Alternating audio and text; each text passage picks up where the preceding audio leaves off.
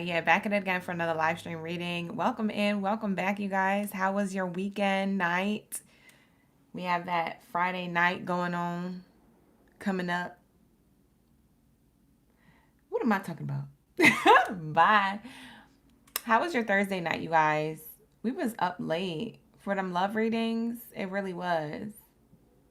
Happy birthday to my Libra gang biddies and zitties up in the building. I see Bay Area, Water Maiden, and G Money. Y'all like the weekend happened already? No. We're talking about Friday Junior last night. But yeah, you guys, welcome in, welcome back. Thank you for being here, you guys. Shout out to the gang. Welcome into another episode with your favorite readings with your favorite cosmic OGB at Oracle Gang Baddie on YouTube. It's our 2-year anniversary. Shout out to the OGs. Hey. Jamira, listens in the chat. Bay Area. Bailey, Lori N, Rosa Cordova. Let's get it, you guys. This is a chosen one collective read. You guys have been chosen for the tea. Shout out to the OGs who are excited for harvest season. I'm excited for October. October, November. I'm locked in. You guys ready for it? It's about to be a doozy. Drop your zodiac sign down in the chat stream below if you want to. But this is for the chosen ones read. Oh, I forgot the N on chosen ones. I put the chose ones. Same difference. Same difference, right? The chose ones. It's a little squeaky over here.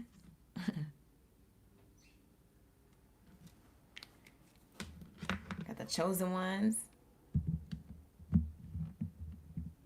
You guys, I'm excited to do this reading because I've been feeling like there's going to be a lot of great things happening amongst all the chaos going on. So, like, I feel like amidst the chaos, there's a lot of good stuff happening. So, I've been kind of energetically feeling like that for the collective. And it's because you choose to be your authentic self. So, this is what this is about. Okay, so you're rewarded for being you. Like, straight up. Like, just strictly just like you being rewarded for being you. That's it. That's what Spirit's message is here. So this is going to be a collective read for all zodiac signs as a collective. Not for each sign like we normally do, but a chosen all collective reading. So for those who will resonate with this, you'll resonate. And for those who won't, it's okay. Maybe it'll resonate later. But yeah, this is going to be the message for today. So if you guys are looking forward to it, I'm looking forward to, doing it for you and for y'all being in the room. We're going to talk about a lot of stuff. Okay, you guys, so this might be a long-winded read. And there's going to be sections of the reading. We're going to do love reading, career reading, chosen one read, okay? Or like spiritual part of it on the tail end, like your spiritual message. So if you guys are looking forward to it, give it a like. Subscribe to the channel if you guys are new here. Thank you to my new subscribers. I saw a lot of y'all coming in. Love you guys. Saw a lot of y'all coming in yesterday, last night. That was fire. Shout out to the OGs. Thank you so much for the congratulatory for the 2 years on this platform. You're here for it? I'm here for it. Let's get ready. Okay. So we're going to get into it. All right. For love. All right. We're going to start off with love. We'll do career and then we'll do your chosen one message as well. All right, the spiritual part of your message, all right? But you're being rewarded for being you, okay? And so there's a lot of rewards coming in when it comes to relationships. Relationships are balancing back out or they're coming into union. And it's because we have this Libra energy here. Libra is the 7th house of astrology. It speaks of balance. It speaks of relationships coming together, okay? And other relationships falling away that don't, serve our highest good. So there's a lot of that going on. And I've been channeling it. So let's get into prayer and then we're going to start y'all reading. All right. Let's get it. Thank you, God, source creator, ancestors, and angels for everything that you do for me in the collective on a daily. All the love, the sustenance, the abundance, the peace, the harmony, the grace, the balance, the protection. For we are nothing without it. We are everything with you. I ask that you cleanse my space, my mind, body, soul, and spirit of any low vibrational energies or entities that do not belong here. Only that the highest white light is allowed in this space. Anything low vibrational is commanded to leave out. by my higher forces of highest white light, love, and light only. Ashe. And so it is. Thank you, God, Source Creator, for all that you do for us on a daily. Please allow us to connect. Please allow me to connect to the messages deemed worthy to come in for all the zodiac signs and everyone who identifies however they identify in my room coming across this reading. Thank you, Spirit. Thank you, Source. Ashe. And so it is. No weapon formed against me shall prosper. Thank you, Spirit. Ashe.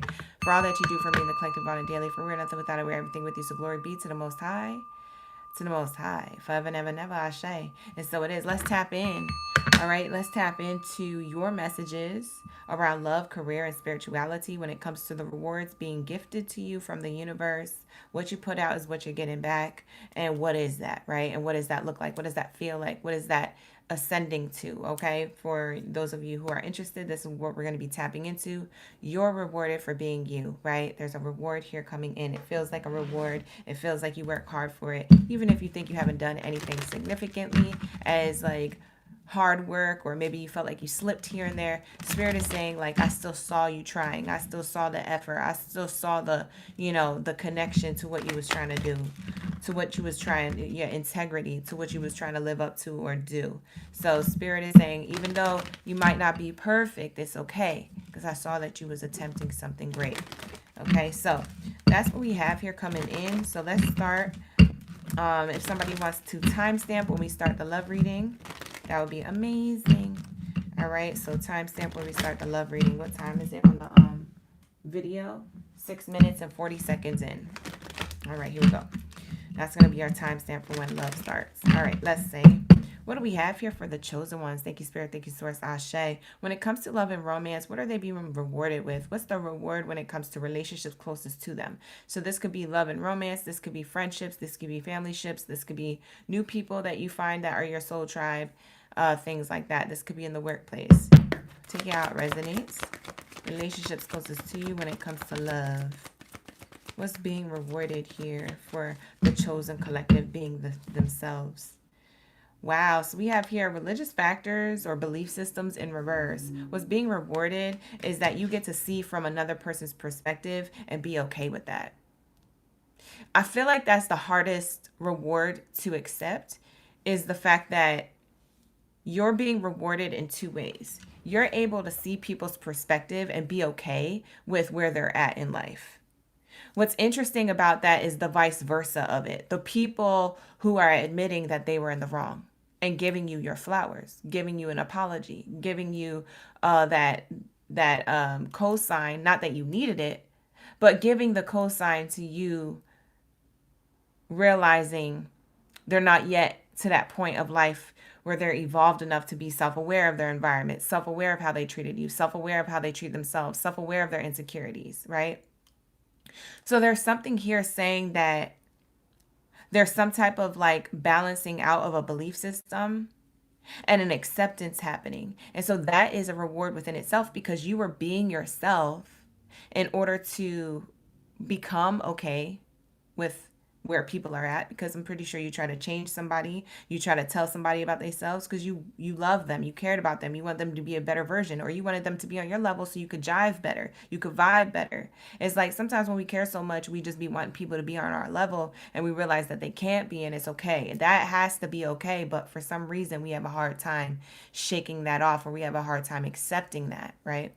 And so Spirit is saying you're getting to a level, collective, where your belief system is starting to not just be your own belief system. You're starting to understand other people's belief system, and it's okay if their belief system doesn't match yours.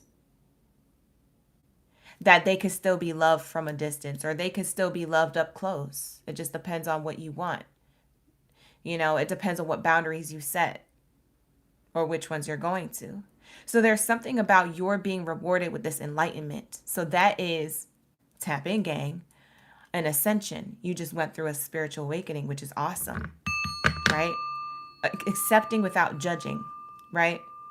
Being okay with someone being in their truth, in their moment, because for them, that's their truth. It may not be your truth, and it may not be at the level where you're at, but for them at that moment in life and in time is their truth, and it's okay if they're there.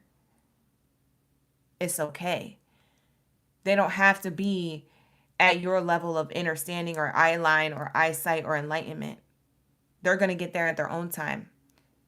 and you could still love them up close or from a distance, with that being said. And so there's something awakening within you, which is the reward, but the vice versa of that, and the sweeter sauce of that, is the Libra energy coming in now that we're in Libra season, the scales being balanced. Well, if you feel like that, then that means that something's happening within them too, right? Because we're all collective, we're all connected.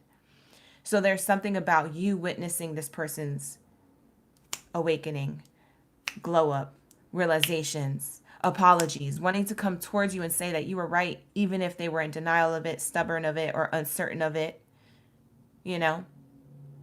And you don't have to accept these people back. It's just that it's letting you know the universe said, hey, I'm balancing the scales out. Justice is being served, but in a very high vibrational way. Realizations are being made. It's happening for you that this is a good thing, that this person's coming back into your life to share some type of knowledge that they received on their own because you were in their life at some point in their life, right? And that doesn't say that you got to accept them back, but it's just going to say like, hey, that's the sign. You asked for a sign, and that's the sign that the collective or the world or people in the world are starting to awaken. Things are starting to get more clearer and more clarity for certain people that you had bonds or experiences with at some point, whether they ended badly or they were great. It doesn't matter how things transpired. It matters their ascension. And it matters that you know that this isn't something you just believe in. This is something that's actually happening. You're not Delulu.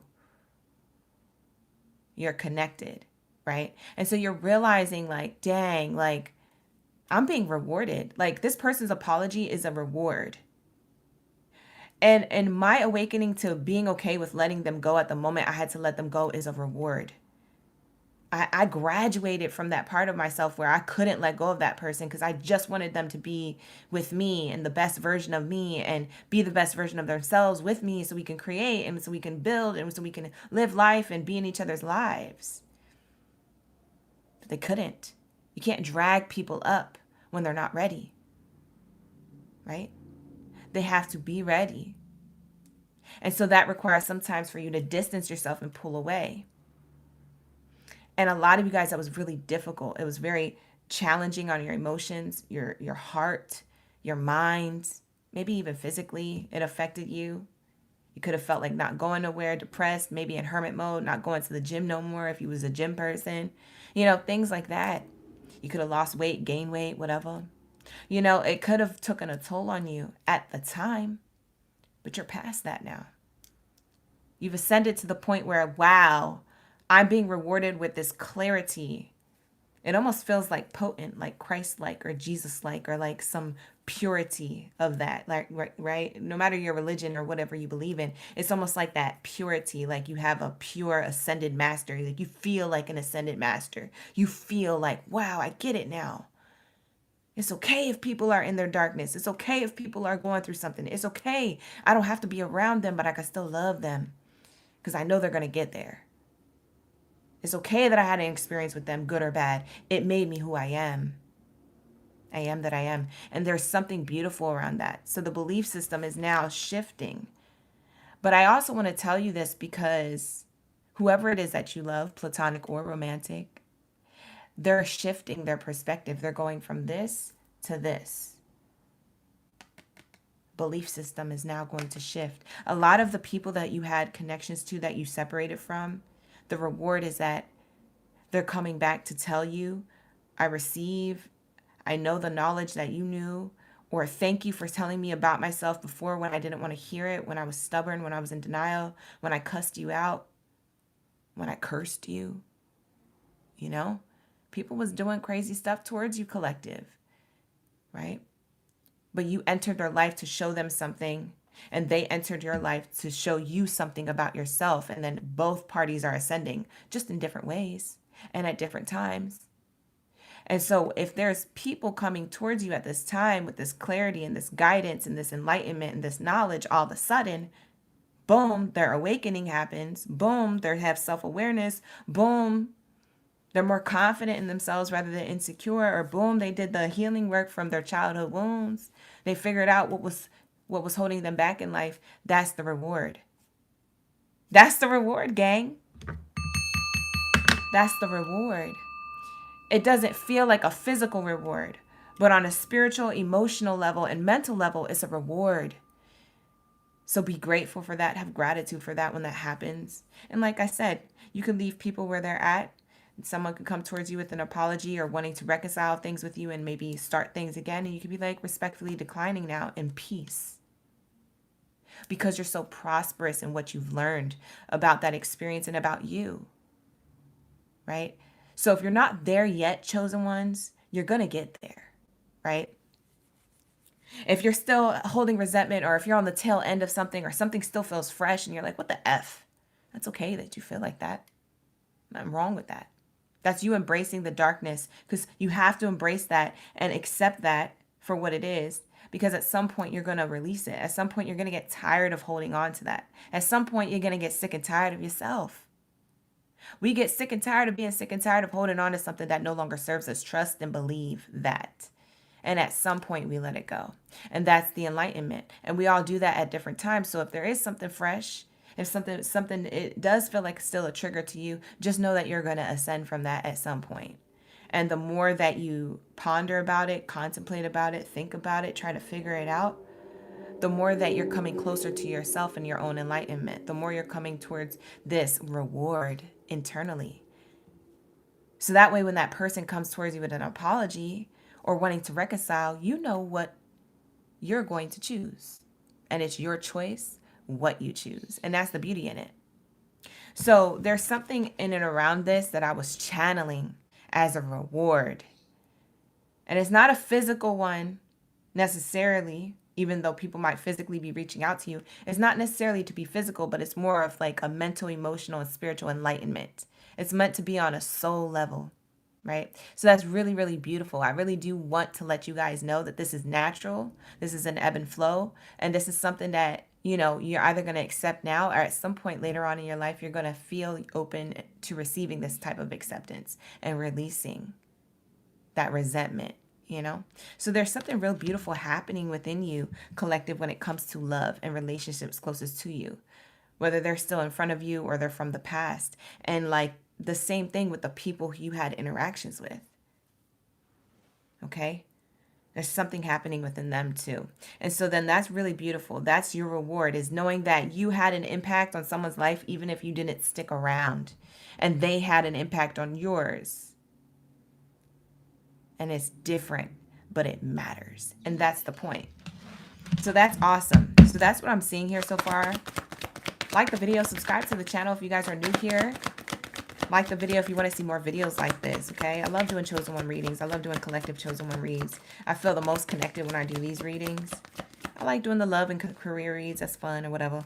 But, when I do the chosen ones, there's deeper messages. These are the undercurrent layers. Like, I feel like we get a lot of the surface level stuff that comes out in our other career focused readings, live streams, and love focused live streams. But when we come to do the collective reads, and it's just for like people who are like really connected to themselves, chosen ones are people who choose themselves and choose their path back.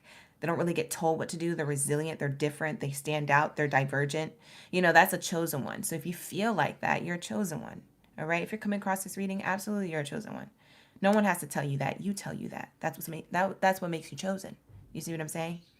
So there's something here when I get into these readings. It's a different type of tea, because we go in the undercurrent of the live streams that we did earlier this week. We start getting into the deeper onion layers. So that's what these readings are about. If you guys are wondering what kind of readings these are and what it brings to the table, that's what we're doing. We're taking what we've learned from the love and the career spreads we did earlier in the week, and we're going into the deeper layers, the soul level stuff, the sustenance, the gritty, we're getting into that. We're going deeper. So that's what these readings are about. And that's why I like doing them so much, because it gives me more time to explain, and we're not on a time crunch, and we're not going through each sign. It's just a collective.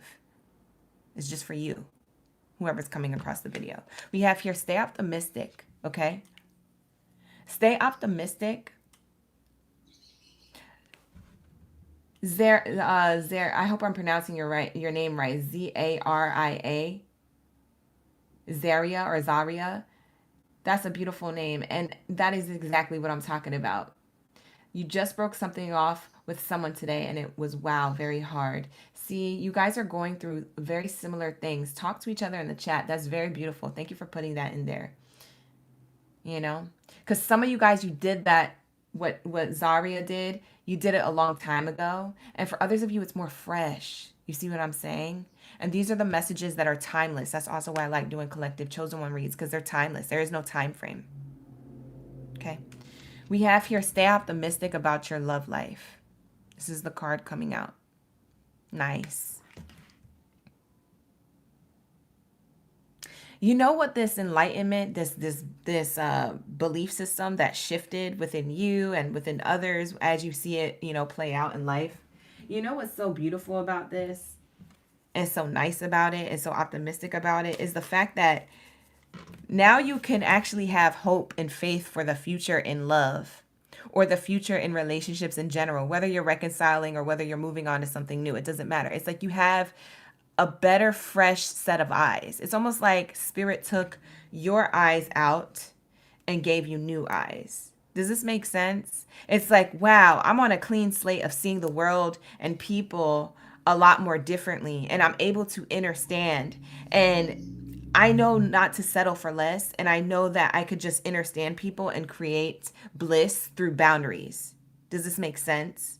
And so there's this new optimism with fresh set of eyes. Because I have a new understanding of myself and others, I start feeling more optimistic about love, and I start putting myself out there in the dating scene, or in friendship circles, or even in family dynamics a lot different. Because I start understanding people, I start being mutable. I start being moldable because I could see from, I can mold myself. It's like you guys are shape shifting into other people's eye lines. There's an eye line here, like eye line, like their line of sight. It's like you're up here, but you can like shape shift into their eye line, be like, oh, I understand where you're from, where you're coming from. And then you go back into your divinity. And then you shift into somebody else's eye line. You're like, I understand that. And then you shift back into your divinity. And it's like there's this you are a multifaceted being, chosen ones, or you're becoming that. Okay, you guys could be becoming this. For some of you guys, you already feel like you're in this. Okay, you guys are going through different phases of this, so like, take what resonates. But this is where you're ending up in. It's like you could shapeshift in seeing people's hurt and pain, or seeing where they're coming from and not judging that, and just being like, I know what that looks like. I've been there. Or I understand what that is because spirit has taught me that. I couldn't understand it before 10 years ago. If you were around me 10 years ago, I would have been fighting with you. But I don't want to do that no more. And I don't even have the eyesight to do that. I don't have the third eye to do that, because my third eye is so awakened. My crown chakra is so divine. I'm so much in this Christ consciousness, if you want to call it that. We could label it that. But whatever you want to label it, I'm so in this divinity that I understand you as a human, and I still love you. Even though I have to leave you and like you from a distance, and whatever, or I can still love you up close. It just depends on what people's tolerance is, because everybody's tolerance is different. Some people can be in their divinity and they have to create healthy boundaries and not be around people all the time or at all. And other people are in their divinity and they can still mold and mesh and move in these rooms. And that's their tolerance. What's your pain tolerance? What's your divinity tolerance? It's the same thing. It's like getting a tattoo or getting a piercing, right? It's like, what's your tolerance? Some people are more tolerant than others. It's like being soft-headed or hard-headed when somebody's brushing your hair. Does it hurt when they pull your hair, or does it not hurt? Some people don't have that, So it's giving that, but in the way, in the sense of how you move. What is your tolerance? How can you handle people around you? Some people can't be around people when they're in divinity, in their own divinity, but they can understand people from a distance, and other people can do it up close. That's what I mean by that. So we have here, stay optimistic. You have this optimism where I can literally meet anybody and love them regardless if it works out or not. It's like getting to that level is crazy. You never thought, chosen ones, you could get to that level, because you 10 years ago probably was never close to what I'm describing. But the you now is turning into that person, or you're already that person. And you're like, wow.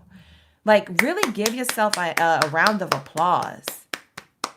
Baby, make that clap. No, I'm just playing. But you know what I'm saying? I can't help it. Sometimes I get gang. You know, I'm a spiritual gangster. We are OGB over here. It's the Oracle Gang Baddie, okay? But at the end of the day, give yourself a round of applause. Y'all did this. Y'all ascended. Give yourself a hug. Like, really, really think about yourself for a second and be like, dang, 5 years ago, 3 years ago, 10 years ago, 15 years ago, I wasn't to this point. Like, really give yourself your flowers, because you're awakening to this version of you, and people are awakening to the version of themselves because of you. And not only that, you can see everybody from their point of view and know where they're at in their level of their life. You know where they're at. It's like you're your own, you almost feel psychic, but it's not you being psychic. It's about you being in your divinity and knowing that it's that Christ consciousness. It's that third eye. It's that crown chakra. It's that cosmic knowledge, whatever you want to label it as. It's this higher divine knowledge that you're vibrating from, and you're okay with that. You know what I'm saying? You're okay with these people that you meet, because you know that you get to choose, and you know that they're going to be good. You know, they're going to be good eventually. And if they don't get to that point in this lifetime, they'll live another lifetime and they'll be good. It's not about trying to change and mold and get what you want out of people. It's about seeing them where they're at and knowing where you want to be. And there's this optimism to like, wow, I get to choose. Or wow, I've ascended so much that I get to understand and shapeshift into people's eyesight and eye line and understand them and be okay with not being around them, or be okay with being around them. Something beautiful about that, because it makes you feel like I could meet anybody and look from these set of eyes that God has given me, like the universe has given me, like whatever you want to label it as. I believe in God. So if you hear me say God, I believe in God, source creator. Okay. Without the religion attached, I just believe in source creator. Okay. So that's where I come from. I'm very spiritual. I have a personal relationship with God. I don't let religion and all the extra texts and booklets and things like that get to me, because I know my own personal relationship. But not everybody's like that. And wherever you're at and whatever your belief system is, you're always welcomed in my space. I love you guys. But this is what I'm channeling. This new set of eyes that you got from divine energy. When you see from these eyes, it's like, whoa. It's almost like you're living a new world, because you've never seen it from that before. I'm telling you, you've never seen it from that before. I promise you that. I know that that's you, because I've been there.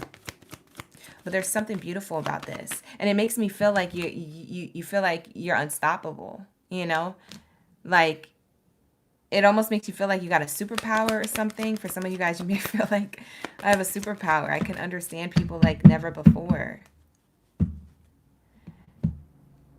and I can actually know what true love looks like now. It's that unconditional love. I know what true love looks like, or I know what it's going to look like now. So now when I meet people, it's not that I'm being picky. It's just that now I get to choose, like, oh, okay, that person's at that phase of their life, but I don't think we align, but I still like them, and maybe we could still be friends. Or, you know what? I don't want to date this person. It's okay to move on from them. It's like you do it without feeling bad or sad or mad about it. It's like now you could do it without any of those emotions attached, and more of a divine light. What's divine light? That's what it is. It's being okay with not being with a person that you may have liked their looks, or that you may have liked certain things about them, but you're like, that doesn't align with me though. They're not where I'm at, and I want to meet somebody where I'm at. Now, for others of you, you might dabble in that, right? You might dabble with that person, or you might have an experience with that person, or you might like that person and then they ascend, right? So maybe you do give it a chance, but it's like you guys get to choose. And I don't think you've ever felt like that before, chosen ones. You never felt like you get to choose your lover. I think a lot of us think we need to be pick-me's. I think a lot of us feel like we hold resentment when someone's not on our level. So if we're not being a pick me, we're trying to change someone, or we feel like they're trying to change us, and vice versa, shoe on the other foot, whatever.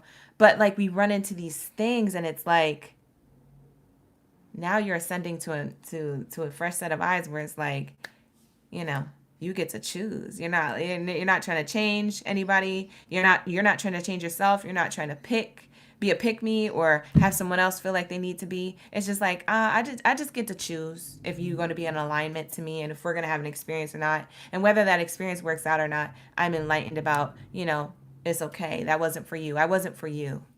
I wasn't for you. And that's okay. I'm not even mad about it because I have this optimism. You're getting in this. Does anybody hear me? Like, y'all resonating with this? Because I feel so connected to this message for the collective. Like, it's so beautiful because I feel like it's a new wave of how y'all are thinking and viewing people now. Whereas before we were so sensitive and emotional, and now it's more coming from a divine light. You know what I'm saying? It's coming from like, you're like, I've never seen from this point of view before. It's coming from somewhere else, and you're like so grateful for it because you feel like less affected emotionally. And a lot of us, we don't like feeling those heavy emotions, and we will because that's what helps us get to the next level of ourselves. But it's like, if we can look at this from a cosmic viewpoint rather than just our human emotional self, we could really be in the energy of unconditional love. Like, I think that's really the definition of it, or at least that's where I feel like the collective is ascending to, is real unconditional love. It's the stuff that people read about and preach about in churches and Bibles, like it's that unconditional God's love is like God's love,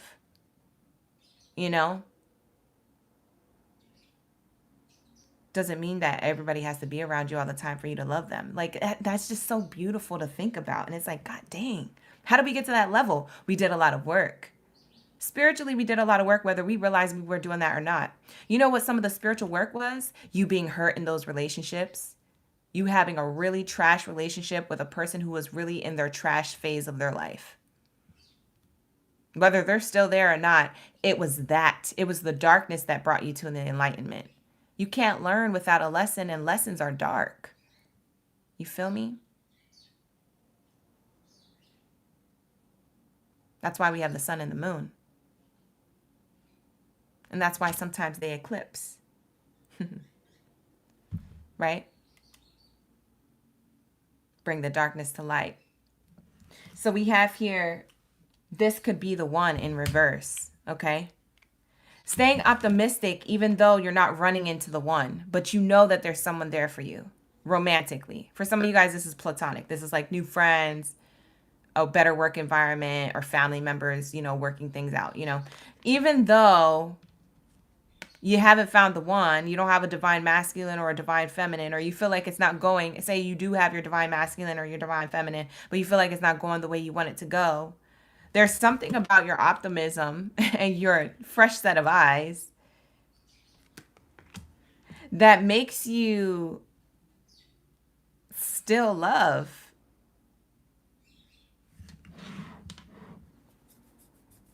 And be okay without a person being at your level, or be okay without a person being in your life. It's like, I haven't met this person yet, but I'm okay with not having nobody right now because I'm learning a lot about myself and my experiences and the people that I do run into that are very quick interactions. Or it's like something about this energy where it's like, I feel like the collective is actually knowing what self-love and self-care and self-happiness truly is. And that's a painful process. Let me just tell you that. Tap in. Lock in, gang. I see you guys all resonating. You said yes, yes, yes. Yeah, that's painful as F. I almost cussed. But that's painful AF. You feel me? That'll get you cussing your angels and your ancestors out of frustration. And cussing people out in real life too. Because we be cussing. We be cussing, right? But at the end of the day, when you go through those those emotional let goes, the things that were setting you back. You're finally releasing it and letting it go as time goes on, whether it takes months, years, etc. There's something about it that gets you to this point of like, I'm happy with or without somebody. And then boom, that's when you meet the person. Boom. When you're not looking. When you almost fully detached and you said, I'm okay. You tell God, the universe, or you tell yourself, your higher self, or you tell other people in conversation, I'm okay. I've gotten to a point where I'm okay with actually being okay with or without a person. You know what? You're like, God, you know what? I'm okay with it or without it. Not out of resentment, but just out of like, because I really want my person to be in alignment to me. And, I'm not looking to change myself or anybody else. And, I love people where they're at. And you're in this unconditional like confession. This is a confessional of unconditional love. And you don't even realize you're doing it. For some of you guys, you get to a point where you're like, you think it's coming from a bitter place. You're like, whatever. I don't got nobody, whatever. You think it's coming from a bitter place, but that's actually the part of yourself that starts to ascend. That's actually you being frustrated and irritated with that. That actually is the catalyst to you ascending and being like, you go from being like, whatever, to like being like, it's whatever. It's fine. I'm fine. It's like it starts off like that, but then you get to this point of like, but that's where it started. It started from this like irritated energy. But that's why I said it's the darkness that comes to light. It's the evolution of self. Like it's okay to feel like that. You're not going to feel like that forever. At some point, you're going to be like, I actually like this. I actually effing like my solitude. I like having my freedom. I like living alone. Or I like having, 5 people who are closest to me instead of 50. I like things being narrowed down and more intimate. I like this, and I'm okay with or without a person. And boom, that's when your person comes through. Lock in, gang. That's exactly where you need to be in order to attract your actual divine partner. Because guess what? If you're going through this, there's somebody who's your vibrational match who's going through the same thing. Because we're all connected. Don't think you're the only one awakening to this. Don't think you're the only one with this fresh set of eyes. Don't think you're the only one with this unconditional love awakening process. Trust me, there's a lot of other people around the globe going through this at different times or all at the same time. That it's causing a grid line. It's causing grids to intersect energetically. So if you could think of the movie Lucy. I don't know if you guys ever seen the movie Lucy. When she starts, getting to a point where she could hear people's conversations on the phone and she's seeing all these different lines, all these different laser lines. If you guys don't know what I'm talking about, just look up the scene. Lucy hearing other people's conversations. You could type that in on YouTube. I'm sure there's somebody who clipped the scene. There's a clip on it somewhere. But it's like she could hear these different, and she could see these different lines. That's what I'm saying. If you could visualize that, there's people ascending and awakening, crossing grid lines energetically. You don't see the lines physically, but you feel it. You're like, if I'm awakening to this realization, that means that 10 other people have to be.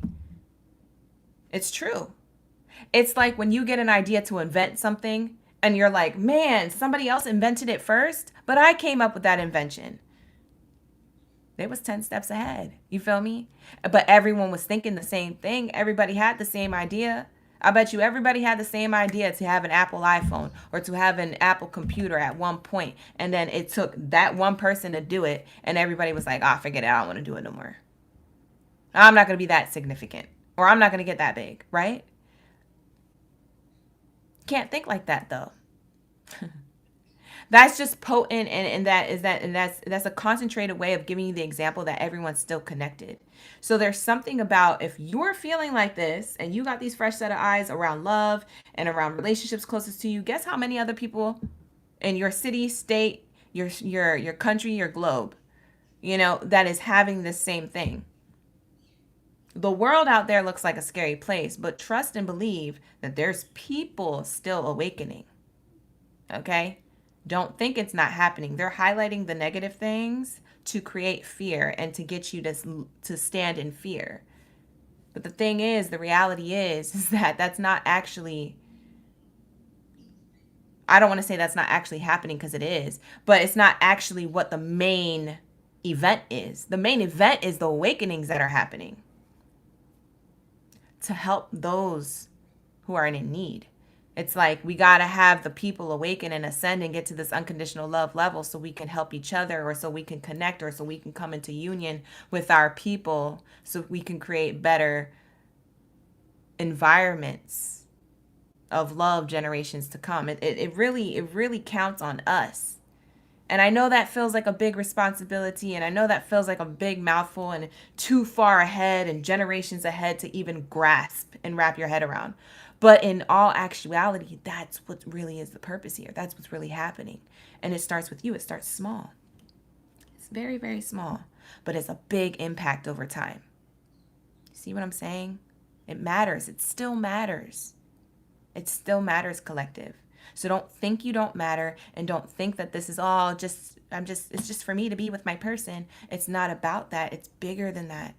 It just looks like that because you guys are so used to seeing things for what it is, and that's okay. That's the human perspective. But on a big quantum level, on a spiritual soul level, on the cosmic God source creator level, it's bigger than that, and it matters AF. It matters.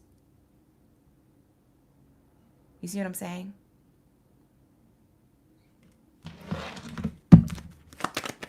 So I don't know who needs to hear this right now, but this is your message, and this is very beautiful. And I love that you guys are getting a fresh set of eyes. Shout out to the OGs. We have here, let go of control issues. That's exactly what you're doing. That's exactly what you're doing, collective, which is exactly why it is that you attract what you want. It's the law of detachment that gets you to attract what it is. The law of attraction is to detach from the idea that you have to change yourself or someone else, and be okay with being you, and be okay with other people being them. And it's okay if it's not in alignment to you. It's okay if you have to block them. It's okay if you have to create healthy boundaries, or it's okay if you still want to be around them. I don't care, because that's up to you to choose. That's your choice. But Spirit is saying the more that you allow things to unfold naturally, the more you let go of control. And guess what that looks like?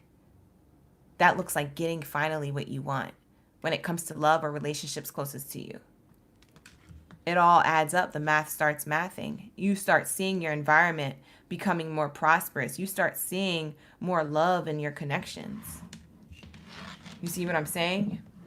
The connections closest to you, family members, friendships, coworkers, colleagues, employers. You start seeing the love. And you also, inadvertently, because you have a fresh set of eyes, you start seeing the people who are not in that loving state of mind, who are still harboring resentment, who are still in pain. Because the eyes are the windows to the soul. So when people look at you, they see unconditional love, or they see strength, or they see courage, they see change, they see something indifferent than them. But when you look at them, you see the pain, and you see the hurt that they're still going through, and you see the confusion, and you see that they're still working on something, and you show love for that. You show compassion for that. You show reasoning and understanding of that. You don't judge. You know what set of eyes you have? You have God's love. You see what I'm saying?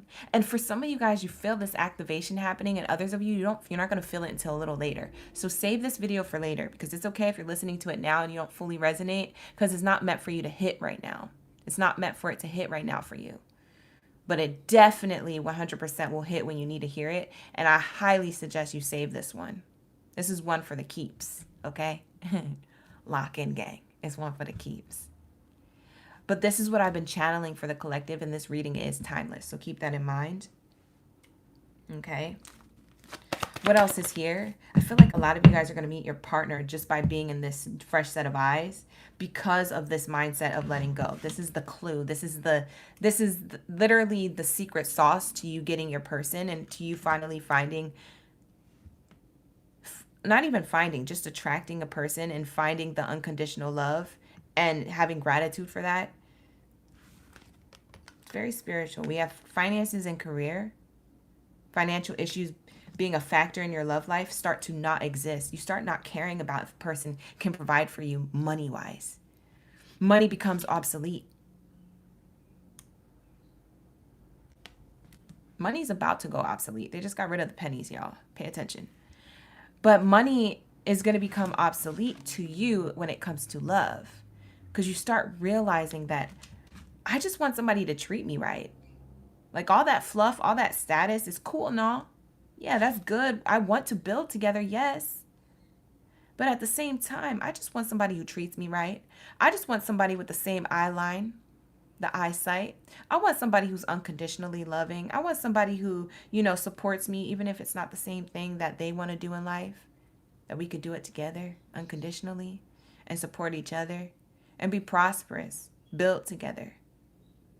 So it's almost like you stop caring about someone's status and money after a while. And you start caring more about the soul and the person and their dreams and what you guys could create together.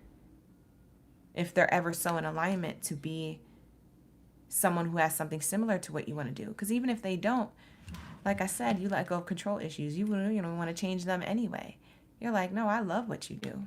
As long as it's with integrity and dignity and grace and demure and, it's classy. It's divine, it's divinity. I support you. As long as it's in alignment to me, I support that. And if I don't support it, I respectfully, we're not in alignment, and that's okay. It's like, it's this ebb and flow. I don't know how you guys got here individually, but I know that this is happening to you guys. So even if you're not to this point yet, just know you're making it there through the experiences you're experiencing. And your experiences could be dark. Your experiences could not be the best. Your experiences could be emotionally challenging and tough. But it doesn't mean you're not getting here. Because for some of you guys, I'm channeling a future version of yourself. And for some of you guys, I'm channeling the you right now. The person that you're going to be with, you're going to be able to build with. And whatever build that looks like. Building love, building a family, building a financial, status together. A business. Building generational wealth. Building a new traditions and cultures because you broke the old ones. You broke the generational curses or the traumas or the triggers from traditions, cultures, or even what your mother or father passed down. You see what I'm saying? Something very beautiful about this energy of love. We have flirt. And the flirt card says extend your lighthearted energy to others. That's the main thing. You're able to extend your lighthearted energy. What is that? Your enlightenment from your heart, your mind, your new fresh set of eyes, your knowledge, your knowing now, your divinity, your cosmic knowing. You're able on a love level, relationship-wise, platonic or romantic, extend your lighthearted energy to others. You're able to do this without feeling drained. Because you know when it's time to cut it off. You know how sometimes in the past where you stuck around and you're like, yeah, but I could give it another chance, or, like you were settling for less. You were people pleasing. You were doing all these things and self-sabotaging yourself and your own ascension journey and your own divinity. And it's almost like you were giving a crutch to a person. And it's like, how are you going to ascend doing that? And how are they going to ascend too? If you got them staying with the crutch. If somebody broke their arm and they kept wearing the cast after they were healed, they're not actually going to think they're healed, or they're still going to think they're broken. They're not going to even have a chance to heal. They're not going to have a chance to go through the rehab or the therapy after that broken arm, right? And after it healed, they're not going to have the movement because they still in the cast. Even if you're giving them a crutch, they can't move, you can't move. And that's why detachment is so important, because we look at it as heartbreaking, but actually it's mending the broken heart. It's not breaking your heart to remove or release or create boundaries or separate.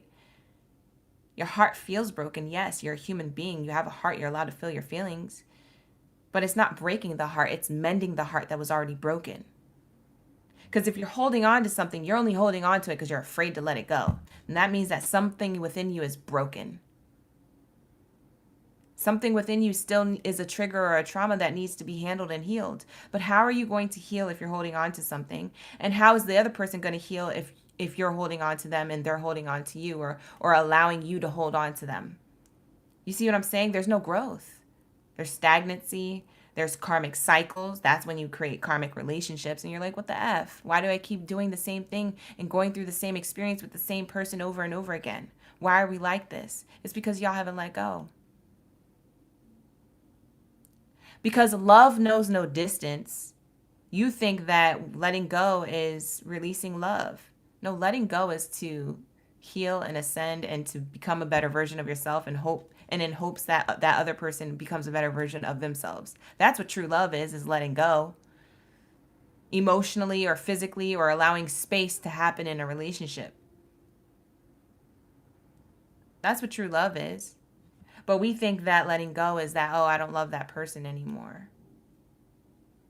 And you could have been bitter when you let go too. You could have been like, that person's trash. You know how many times I use trash to describe a person in an experience? A lot of mother effing times. Because that person was trash. They were in a trash state of mind. They were in a trash phase of their life. They were treating me like trash. Absolutely. They were trash. In all caps. Right? But me releasing, I seen a lot of people's glow up. They're not trash anymore.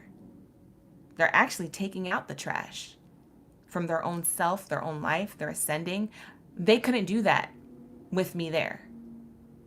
I would have been holding the crutch. Like I said, they would have still been in the cast. It cannot heal fully if I don't let go. So true love is letting go or creating space. It just depends on how you see letting go. It doesn't always have to be physical, but you know, to each their own. This is awesome. I like this. So you're able to extend your lighthearted energy to others with or without them in your life. But what's interesting about that is that these people come back towards you because you're the enlightenment. You're the battery. You're the energy source for these people. They're like, okay, so I reached this level of understanding. I want to reach back out to the chosen. I know they're probably going to cuss me out, but I just want to let them know that they're right. And what should I do next? Do we have a chance together? Or, you know, I just want to give them their flowers. You know, these people are looking to you're the energy source. They're looking to get recharged off of your energy somehow. And not in a trash way like they used to, but more now in a enlightened way. Now they have like they're coming with integrity. Like, I have good intentions coming towards you. It's like, whoa. What do I do next? And you're like, I don't know everything. Or, you know, I don't know what's next. We could be together. I mean, maybe let's get to know each other. You know, maybe it revisits and you want to stay with this person or start again and with a fresh set of eyes and a fresh start. And for others of you, you don't. And that's okay. But the whole point is that you were a huge impact on this person's life, and they were too. And that, to me, the extension of the lighthearted energy to others is really more important than actually being with somebody forever. Does that make sense? What's interesting is that even if it doesn't have to do with a past person, this flirtatious energy comes from new people. Because for a lot of you guys, you get to this point, and collective, you get to this point, whether you're at this point yet or not, and you're like telling God, like, it's okay if I don't have love, like true love. And they're like, what are you talking about? You have true love. You have true love because you loved yourself enough to leave somebody, to leave a situation, to give yourself the love. You made the hard choice. You did the hard thing. That is true love. What are you talking about? And you're like, yeah, but I mean, like, having true love with a person, God. You're having a conversation with you and God. And you're like, you know, having an actual person, God, you know what I'm talking about. Stop playing with me. Like, you start arguing with God. And it's like, oh, okay. I'm sorry, gang. And they tell you, okay, yeah. Well, you just keep vibrating from that, you know, you can be all right. And you're like, what do you mean? Do I have a person or not? You're yelling at spirit. Spirit said, don't talk back. Lower your voice. Because it's coming. It's here. You see what I'm saying?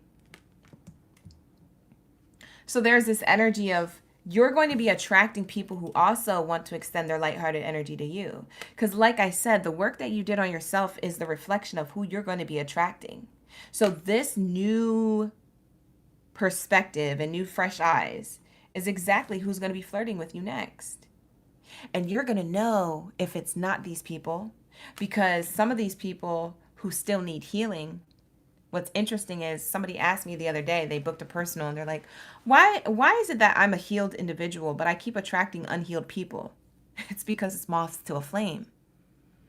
These moths want to turn into butterflies. They want to be who you are. They want to be at the level where you're at. They want to learn your ways. They want to be you. They're not going to say that. But their soul knows what they need. And their human self thinks that they're just coming towards you because they're attracted to you. They want to flirt with you.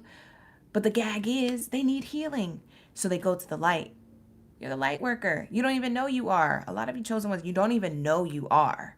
You don't even know that your enlightenment and your fresh set of eyes is going to attract the people who need healing, who are dang good looking too.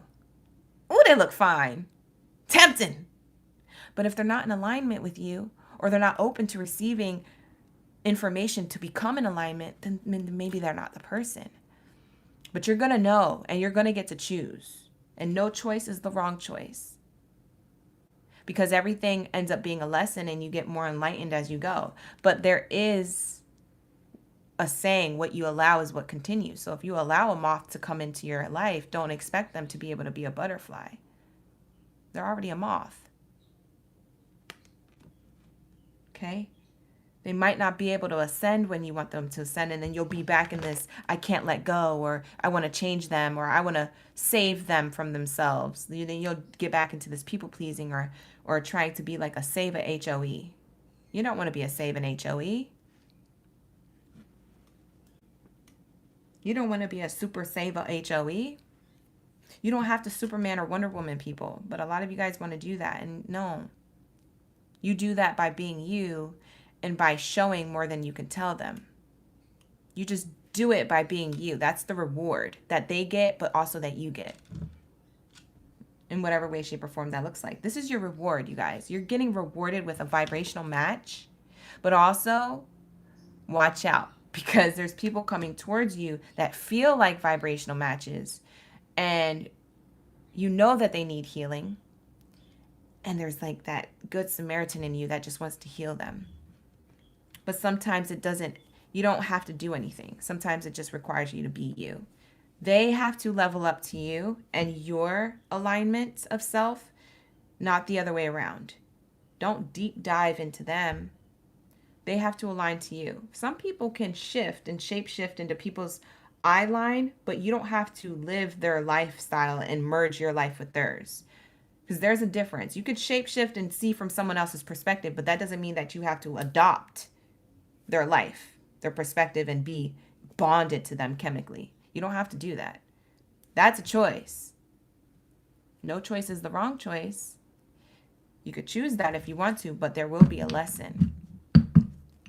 We have here, give a relationship a chance. At some point, collective, I feel like for those of you who are watching this, you're going to give a relationship a chance.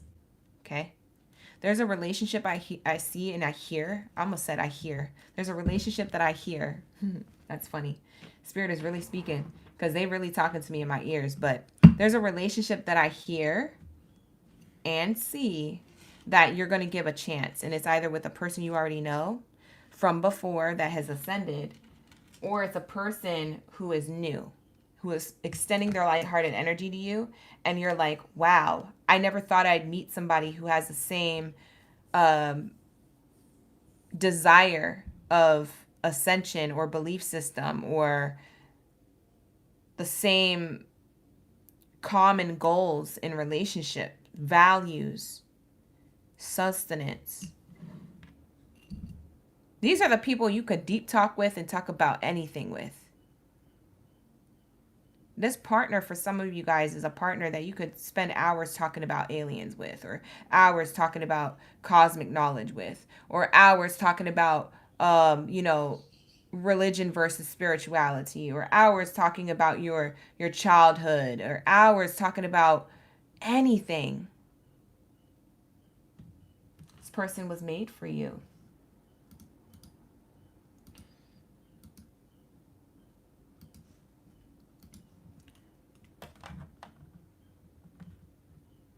sorry, you guys. I had to put my lo-fi music a little down.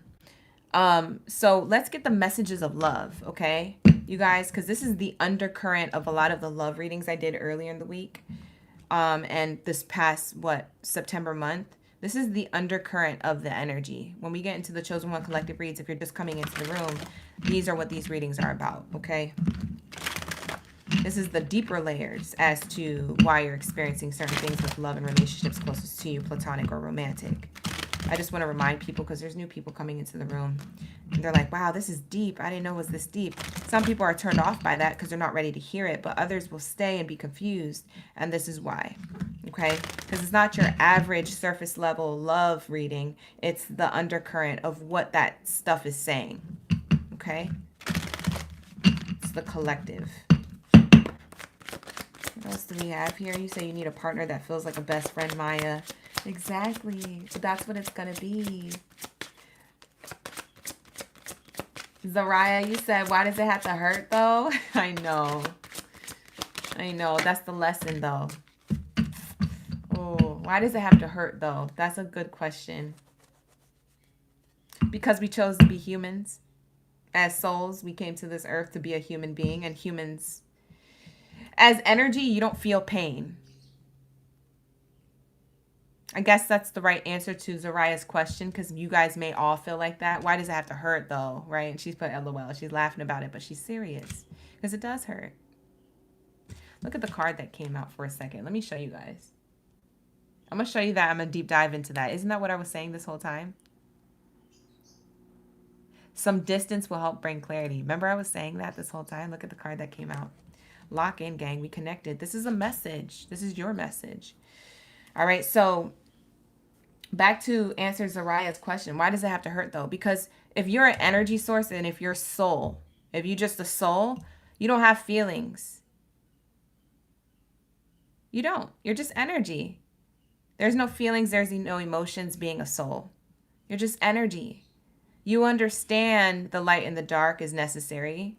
You understand that, if someone has to pass away, they pass away. Like when energy is a source of soul, it has no feelings. It's not until the soul merges with the vessel, the human, is when it's painful. And isn't that what you came here for? You came here to feel pain and love and grief and sorrow and happiness and joy and success and excitement. That's what you came here for. Baby, this is what you came for. That's what it's giving. Lightning strikes every time she moves. And everybody's watching you. Because if we're all the collective going through all the same thing at different times, we're all watching each other. We're all observers of each other, living this human experience. And it is painful. Because we chose to be a physical body vessel, that's why it's painful. Because if we weren't this and we were just energy, we can't feel pain. It'd be like the wind blowing. Do you think the wind feels pain? No. It's just wind. It's air. It's a chemical. It's energy. It doesn't feel pain. It's just there.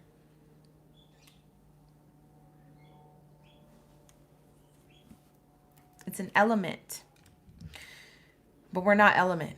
And so we came to feel these feelings. We came to do this thing. Whether you remember agreeing to it or not, and whether you're cussing yourself out, being like, why the F would I agree to this? This is some bull-ish. Exactly. I think so too. But at the end of the day, isn't it beautiful to feel something, even if it is painful? Ask yourself. Isn't it beautiful to just cry sometimes? Even if you don't need it or you don't know why you needed it. Sometimes it feels good the next day. You're like, dang, I feel like I could take on the world now. Whew. That was a lot of baggage I just unpacked through all the tears that I cried, right? So let's get into this message, right? Time apart. Some distance will help bring clarity.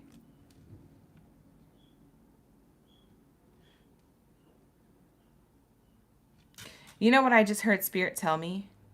Spirit just told me souls don't cry.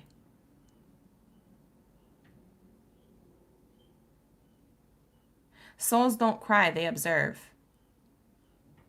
And that's why they wanted to be a human, they wanted to have a human experience. Souls don't cry, they observe.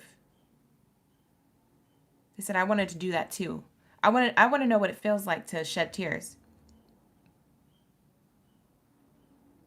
That doesn't look like fun, but I'm curious. It was the curiosity of it, right? If you observe somebody doing something really different than you, just think about it, like a sport or like a, an artistic thing or something that you can't do, right? And you observe somebody doing it, doesn't that make you feel curious? Like if you had the ability to switch lives with them, you might see if, you could Freaky Friday in one day, right? That movie Freaky Friday or Freakier Friday with Lindsay Lohan. You start thinking like maybe I could do it for a day and see what that feels like to be able to do something like that. I feel like that's what the soul went through. They were observing like a lot of the human experience, and the souls were like, wait, I want to do that too, not knowing how much of a journey that is. Wow. So it's like the soul is learning too. Like, sheesh. I agreed to be a human, but damn, this is hard. How do I ascend from this density? Not only are you learning as a human, but you're learning as a soul too. Like, you might not do this ish again. You feel me? That's deep. You might not, your soul is probably like, this is the last time we're going to do this lifetime. I'm not even kidding. I ain't going to cap. Because I thought it wasn't, like, I'm observing from the ethers. I didn't think it was going to be that crazy, but it's crazy. It's crazy out here. You feel me? Maybe the soul's learning something too. We don't know. We're learning so much about our soul and our spirituality that we don't realize that probably the soul is learning something about our humanity. Dang, that's deep. Lock in, gang. Who am I talking to? This is a profound live stream. Y'all like these conversations? These are the conversations I wish I could have at a party. You ever wish you could have these deep conversations at a party? Everybody want to dance and drink and hook up. And I'm like, can we just talk for a second? Everybody's like, no, that's boring. I don't get invited to nowhere. I don't. Because this is all I want to do. I just want to talk about stuff. I don't know. I need a partner who understands my sapiosexuality. You gotta enlighten my mind, or, you know what I mean? Make love to my mind before you can have my body. You know what I'm saying? Because my mind is like, pure, it's out of there. I don't know who I'm going to meet, collective, and maybe you guys feel like this too. You're like, I don't know who's going to match my energy because I'm divergent AF. I don't even know. I might have to settle for someone in the 3D because I don't know if I'm going to meet anybody on my level. Who am I talking to? We can laugh about it, but it's true. I know you be thinking that. Anyways, back to the read. Messages of love. When it comes to the profound set of eyes you have when it comes to love, we have here time apart. You said that's the Virgo in me. I do have a moon Virgo. We have here some distance will help bring clarity. I talked about that when we were talking about love. The distance is going to bring clarity, okay? Between you and another person. That's kind of the point. That's kind of the point. The unavailability, so that someone's not available to give you what it is that you want right now, is kind of the point. I know that is hard to hear for a lot of you guys. And for some of you guys, this is how you felt in the past. That someone was unavailable to give you what you need, and you're kind of like a little bit hoping that they have changed or they have enlightened or they reach out to you. But part of you is like, nah, I'm over them. I don't need them. I'm good where I'm at. It's cool. You might toggle back and forth between that idea or those thoughts. But the thing is that this person may have not been able to give you what you deserve, but guess what? They might give somebody else what they're able to deserve because of you. And that's the beauty in it. That even though it wasn't with you, at least they do it right with somebody else. And that's important. That's unconditional love here. Because you know, if they can do that with someone else, that means that is not impossible. And that means that it's not impossible for you to meet your match. That it is going to happen. It like gives you hope and faith. It gives you that optimism again, right? But say this person that you did have time apart from, which for some of you in the collective, it's a reconciliation. There's clarity that was brought as to why this person was unavailable then. There's clarity brought to them. That's why they're reaching back out to you. They're like, man, I realized how unavailable I was to give to you. And I want to apologize about that and say that you were right, or say that you said something profound that stuck with me for years or for months or for days or for weeks, that now I feel like I can ascend and be this version of myself that I didn't think I was capable of because I had insecurities or wounded energy that I still needed to heal from. Belief systems that were not in alignment to where I was trying to go.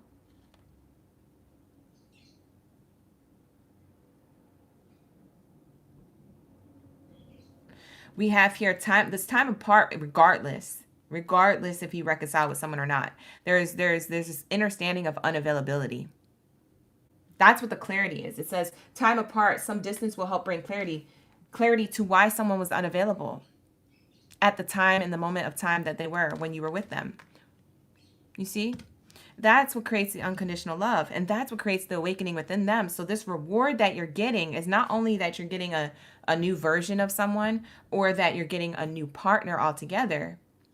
It's that the reward is the deeper knowledge and the fresh set of eyes and the understanding.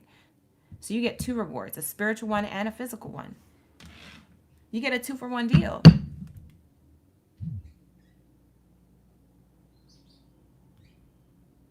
Bottom of the deck is so profound.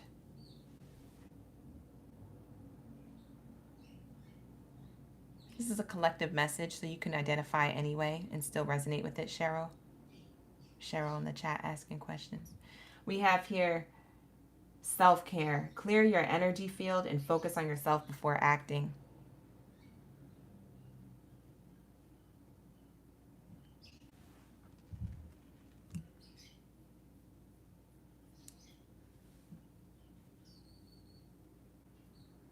Beautiful. That's literally what you had to do.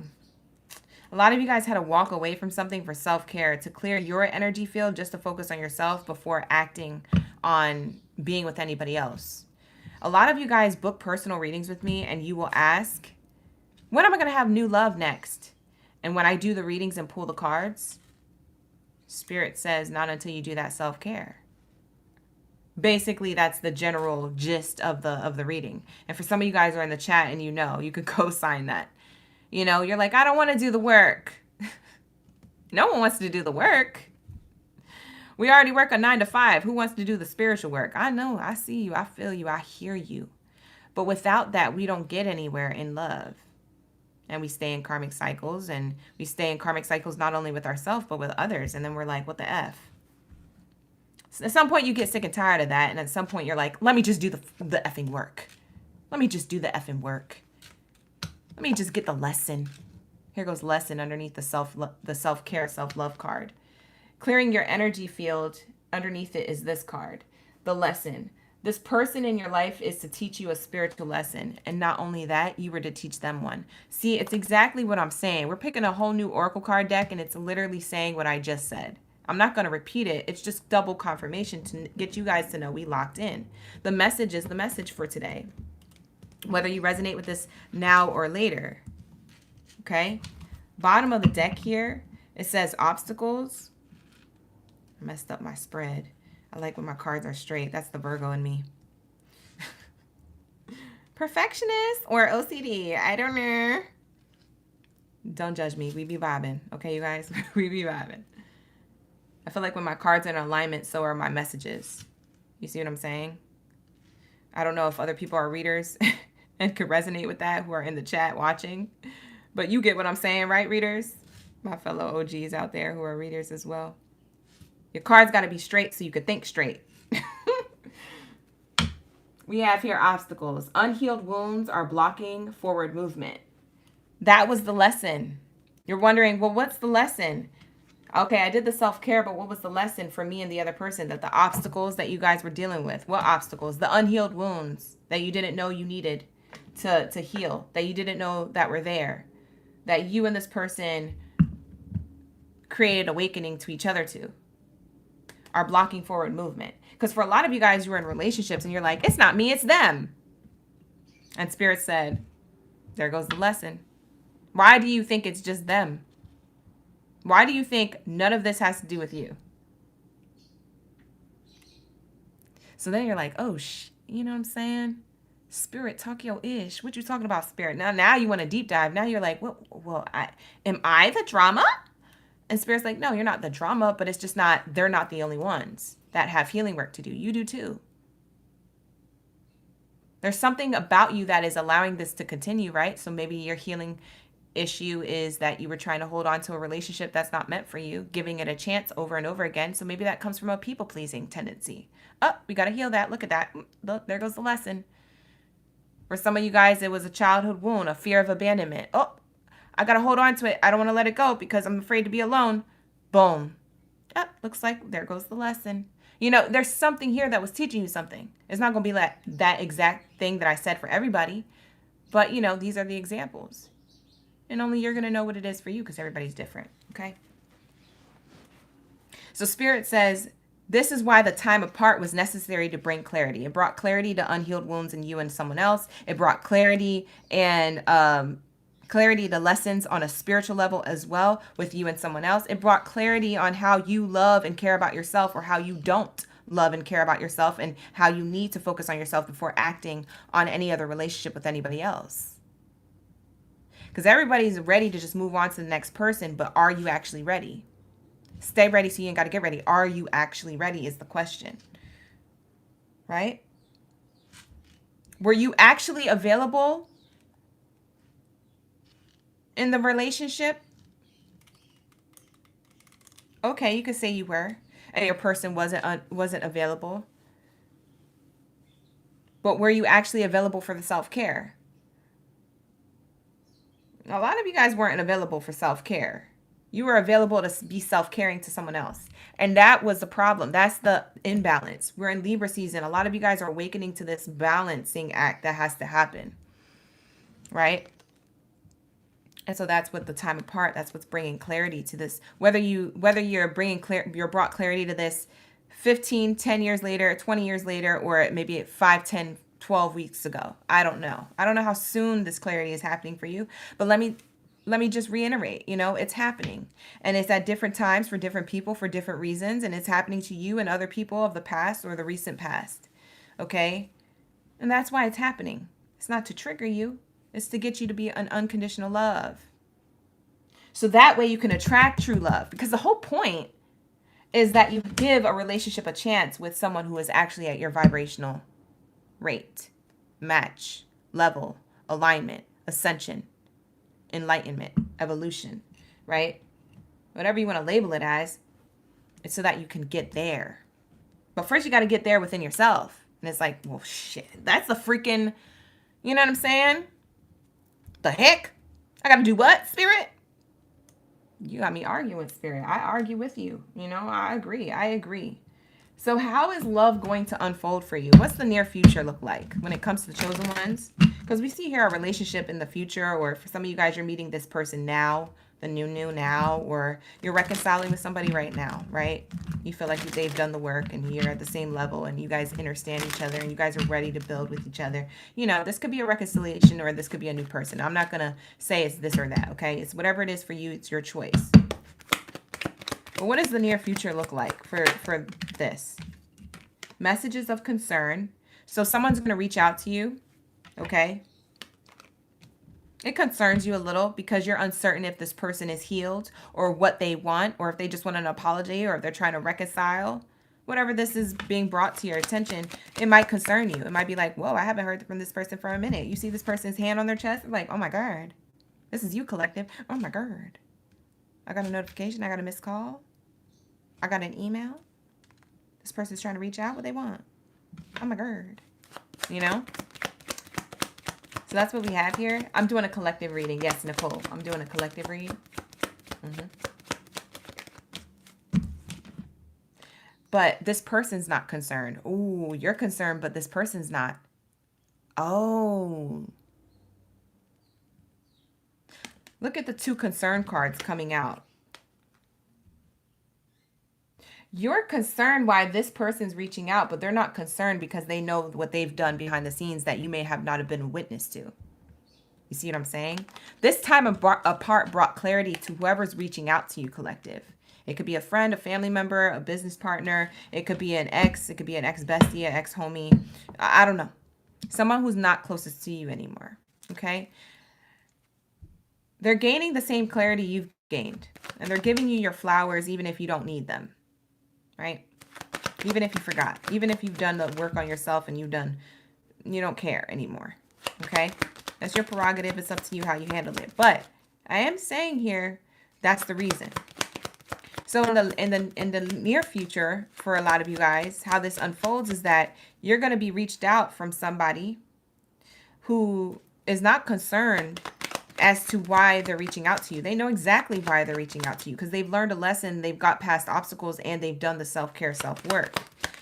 And you're concerned if they have done that because you haven't seen that, but you're not going to be shown everything. But because God bless you with a new fresh set of eyes, you're going to be able to see it.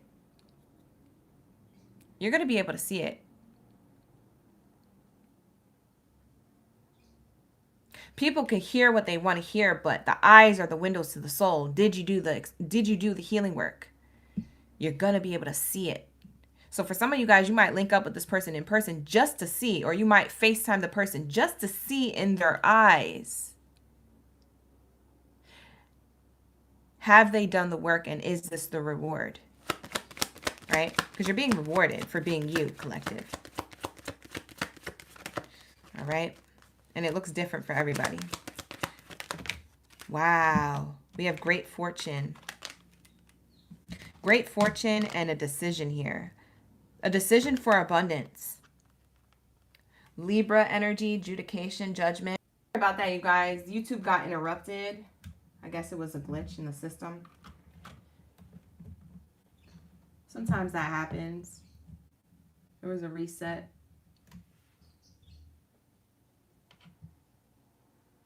Okay. We're back live. Y'all still there? We back live. We live. We be vibing. All right, here we go. So, where did we leave off at? Do you guys remember what cards I was holding up? Which cards was I holding up when it froze? I think I was holding up these two. The justice, right? We were talking about justice.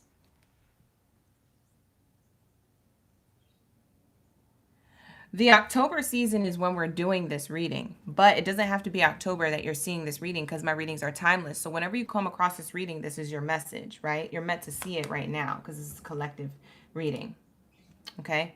But we are filming this October September 26th, going into October of 2025, okay? So there's something about this energy that there's judgment. There's a judgment call here that you're going to make. Remember, this is your choice. When it comes to you reconciling with somebody, or when it comes to someone new entering your life, and you're concerned whether or not this is a connection that will align with you. Well, you're going to know because you have a fresh set of eyes, right? And I talked about that. Since you have a fresh set of eyes, you could tell through someone's eyes if they have done the work, or if they are doing the work, or if they are, an alignment to you. You could tell. Look into their eyes. The eyes are the windows of the soul. So there's energy here of judgment and justice, and the gavel being hit on this abundance is what I was saying before we got cut off. You get to make the choice. Are we going to continue this connection? Not picking up where we left off on, but picking up from the point of ourselves and who we are today, moving forward. Or are we going to go our separate ways and be okay? Either way, you are abundant. Chosen ones, I just want to let you know. Listen. Either way, you're abundant. Whatever you choose is going to end up in this energy. So it's either that you're going to reconcile with someone who has also done the work, or you're going to walk away from that and you're going to be with someone new. It's your choice. You're at a choice point of your life that this is going to show up, okay, you guys? And there is no right or wrong answer. Spirit is saying either way, you are abundant. You see what I'm saying? So that's what Spirit wants to share with you, because there is a choice point here in the future on who you give a relationship a chance with. But it's not saying the relationship you give a chance with is like gonna be your demise. It's gonna be abundant. It just depends on what you want. What do you want? Bottom of the deck, we have here this card. You see what I'm saying? I can't make this up. I didn't even touch the oracle deck. Look, there's commitment here. Either way, you're going to be in a commitment with your soul partner. When we talk about marriage, it doesn't have to be an actual marriage contract, because for some of you guys, you don't want that. You don't want a marriage contract. For some of you guys, you just want a connection. Okay? And this connection is commitment. Soul commitment with somebody. Loyalty, truth, enlightenment. It's abundant. And it's beautiful.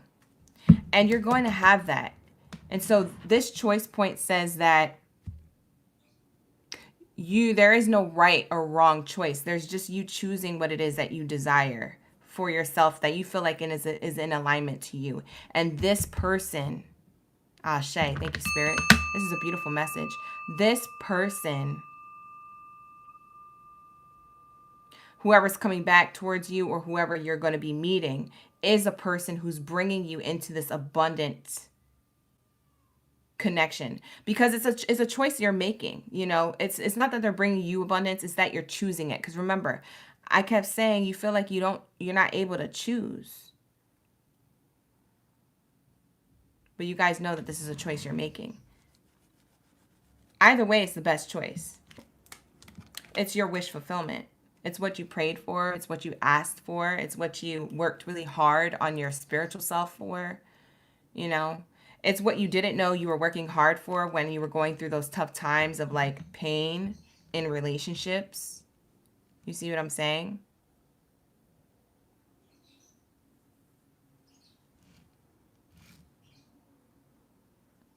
So that's what I'm seeing here.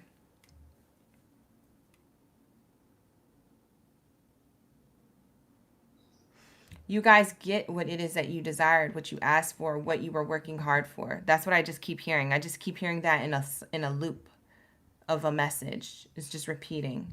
So it's really, really beautiful the way the message is unfolding here, is that you still get what you want with or without this person. And it's crazy because that's the enlightenment that you had to go through. You had to be okay with or without your true partner. And then that's exactly why you have your true partner. It's so trippy, but it's so true. It's so weird how that works. How letting go gets you what you desire.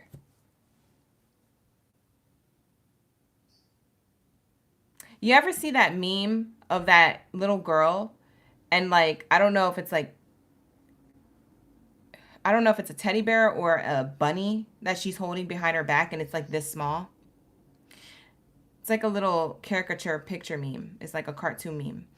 And she's holding this little bunny or teddy bear behind her back. And God's like, here, give it to me. Because behind his back, he has a bigger one. You see what I'm saying? It's kind of like that exchange of like, I'm going to let this thing that I love go and that I'm emotionally attached to. It's my favorite blankie. It's my favorite teddy bear. It's my favorite whatever, right?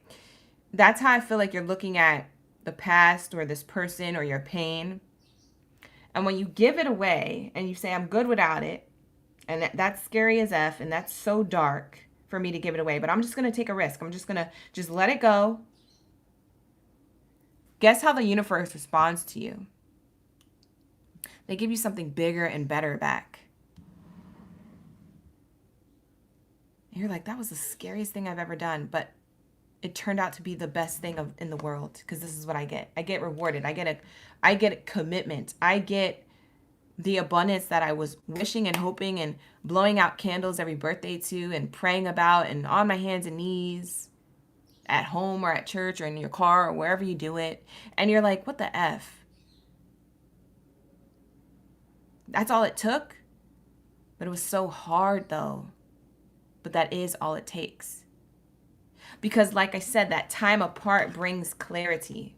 Whether it's just clarity for you or for that person too, and you guys come together, or if it's just for you and that person's not your person and there's a new person elsewhere who's on your level. Man, that's so beautiful.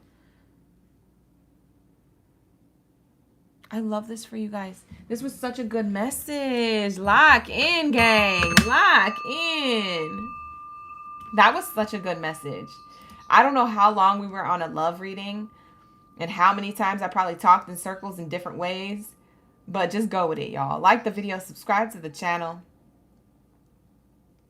It's a good read. It's a good read. It was so beautiful. It was so enlightened. It was so nice. It was so refreshing. It felt good. Didn't that feel good, you guys? That's the love portion of the reading.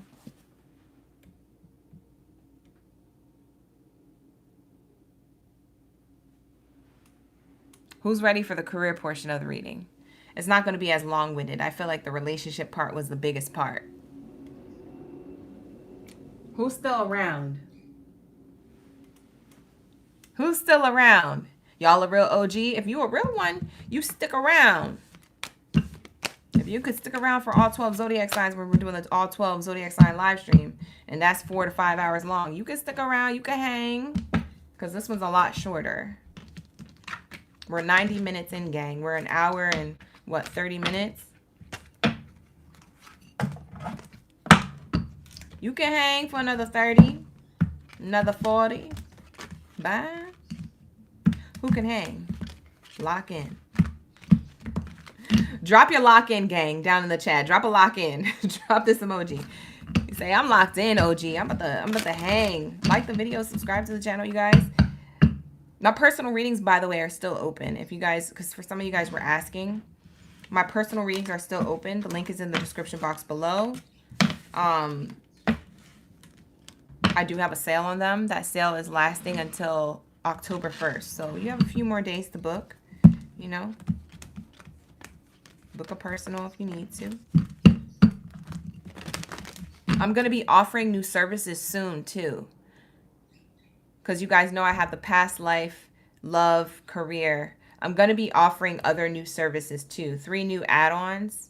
That's coming up for the holiday season. Okay, you guys? So look out for that. It might start towards the end of October or the beginning of November. There's going to be new services that I offer in the future between November and December. Okay? So I'm working on that in the background. You know, I meditated, prayed with my guides, and asked what else can I tap into to give the collective. They sent me messages. They said, you could do this, this, and this. So there's 3 that are coming. I always like to check in with my divine team to see what I'm anointed enough to tap into. Because I don't just be doing things just to have, like, income. I do things because I want to know that I'm connected to it, and I'm anointed to send these types of services to people who are desiring it. You have to know that about me, you guys, because I don't just be putting anything out. I take this very seriously. Even though we be high-keying and having fun in the live streams, you know. I take it very seriously. Okay? So let's tap into career, finances, your relationship to money, to the 3D world. Let's get some messages around that. Thank you, Spirit. Thank you, Source, for the high vibrational messages for my chosen ones. I'm actually going to time this one. Make sure we stay within the 30-minute time frame. For career, and then spirituality is going to be 15 minutes. So I went from an hour and a half to a half hour to 15 minutes. So we'll be on here for about a while, like an hour or more. Okay, just want to let y'all know so y'all can get your snacks, get whatever you snacking and sipping on. Okay, because this is it right here. You feel me? I see everybody in the chat dropping their lock in. I'm so sad I didn't get to read the messages. Like when I do these channel chosen one readings, I don't be paying attention to a lot of the comments in the chat. And I'm like, dang, I wish I would have been able to multitask, but I can't. When I'm channeling, sometimes I can't pay attention to y'all comments in the chat. So I'm sorry, you guys, but just know that when I go back to watch this, I read them, okay? Just know that I saw what you said. So if you guys are talking to me or talking to each other, I'm going to see that in the playback. It's just when I'm channeling, I'm looking out the window or I'm looking at my spread or I'm like, that's so Raven moment, like in another world. So I don't really like to look at the chat because it's distracting from the message sometimes. And other times it adds to the message, but then I forget what I was channeling originally. And then it kind of like messes with the flow of the message originally. So I try to stay focused, okay, you guys? So I apologize if I don't see you on the chat. Know that I love you and we locked in, gang, and that I do actually see your messages in the playback. All right, let's get it. What do we have here for career finances, the relationship to money? You say you bringing in your chickens. Blue, you got chickens? I always wanted chickens, not to eat, but to just have. I love birds. I can't wait to have chickens one day. I almost just said F it and had chickens in my apartment, but F that. My building manager will not have it.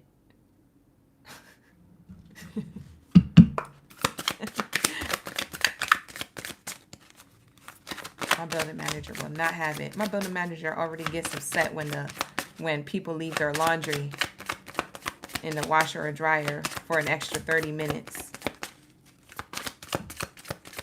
Some people are working and they forget. That's what happened to me. They got mad at me.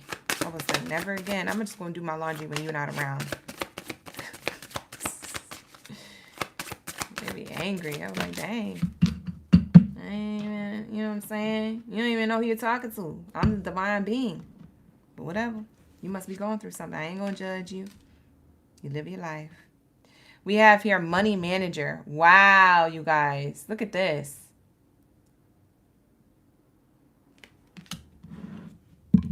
You guys.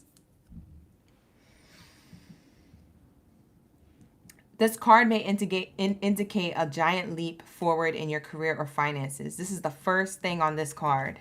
That's what this card says. This is the first thing on the card.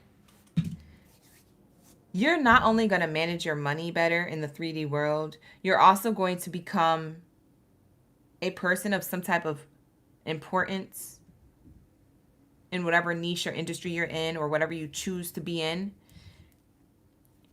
For some of you guys, you're entrepreneurs, you own your own business. It could be that. For others of you, you work for another workplace, but you're looking to climb the ladder to success or be at top tier energy, or maybe you're already executive. I don't know your business. But this card indicates a giant leap forward in your career or finances.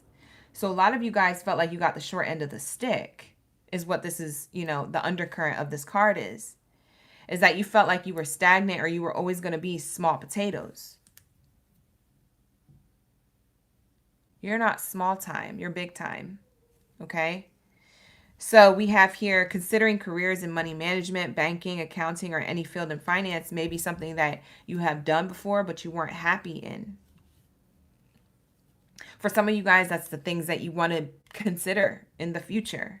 Those industries or genres or niches. For some of you guys, you're influencers about how to manage your money and help other people, like coach them with their money and how to budget and how to do that. That you could be that type of person. Or you can influence about other things. It doesn't have to be about managing money. But something about your energy is saying that your money is growing and there's some type of management that you're going to need or be in a position of that helps you stay balanced and it helps you stay.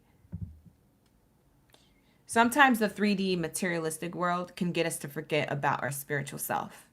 It can get us to forget why we're really here, or what we're really doing, or if we have a mission or not, or if we feel like we should do something significant with our lives to give our lives meaning and life purpose, right? So being careful with that, right? This giant leap forward in your career, your finances, your success, knowing that you could look forward to this happy financial outcome, but not get sucked right back into the matrix that you unplugged from. It's being able to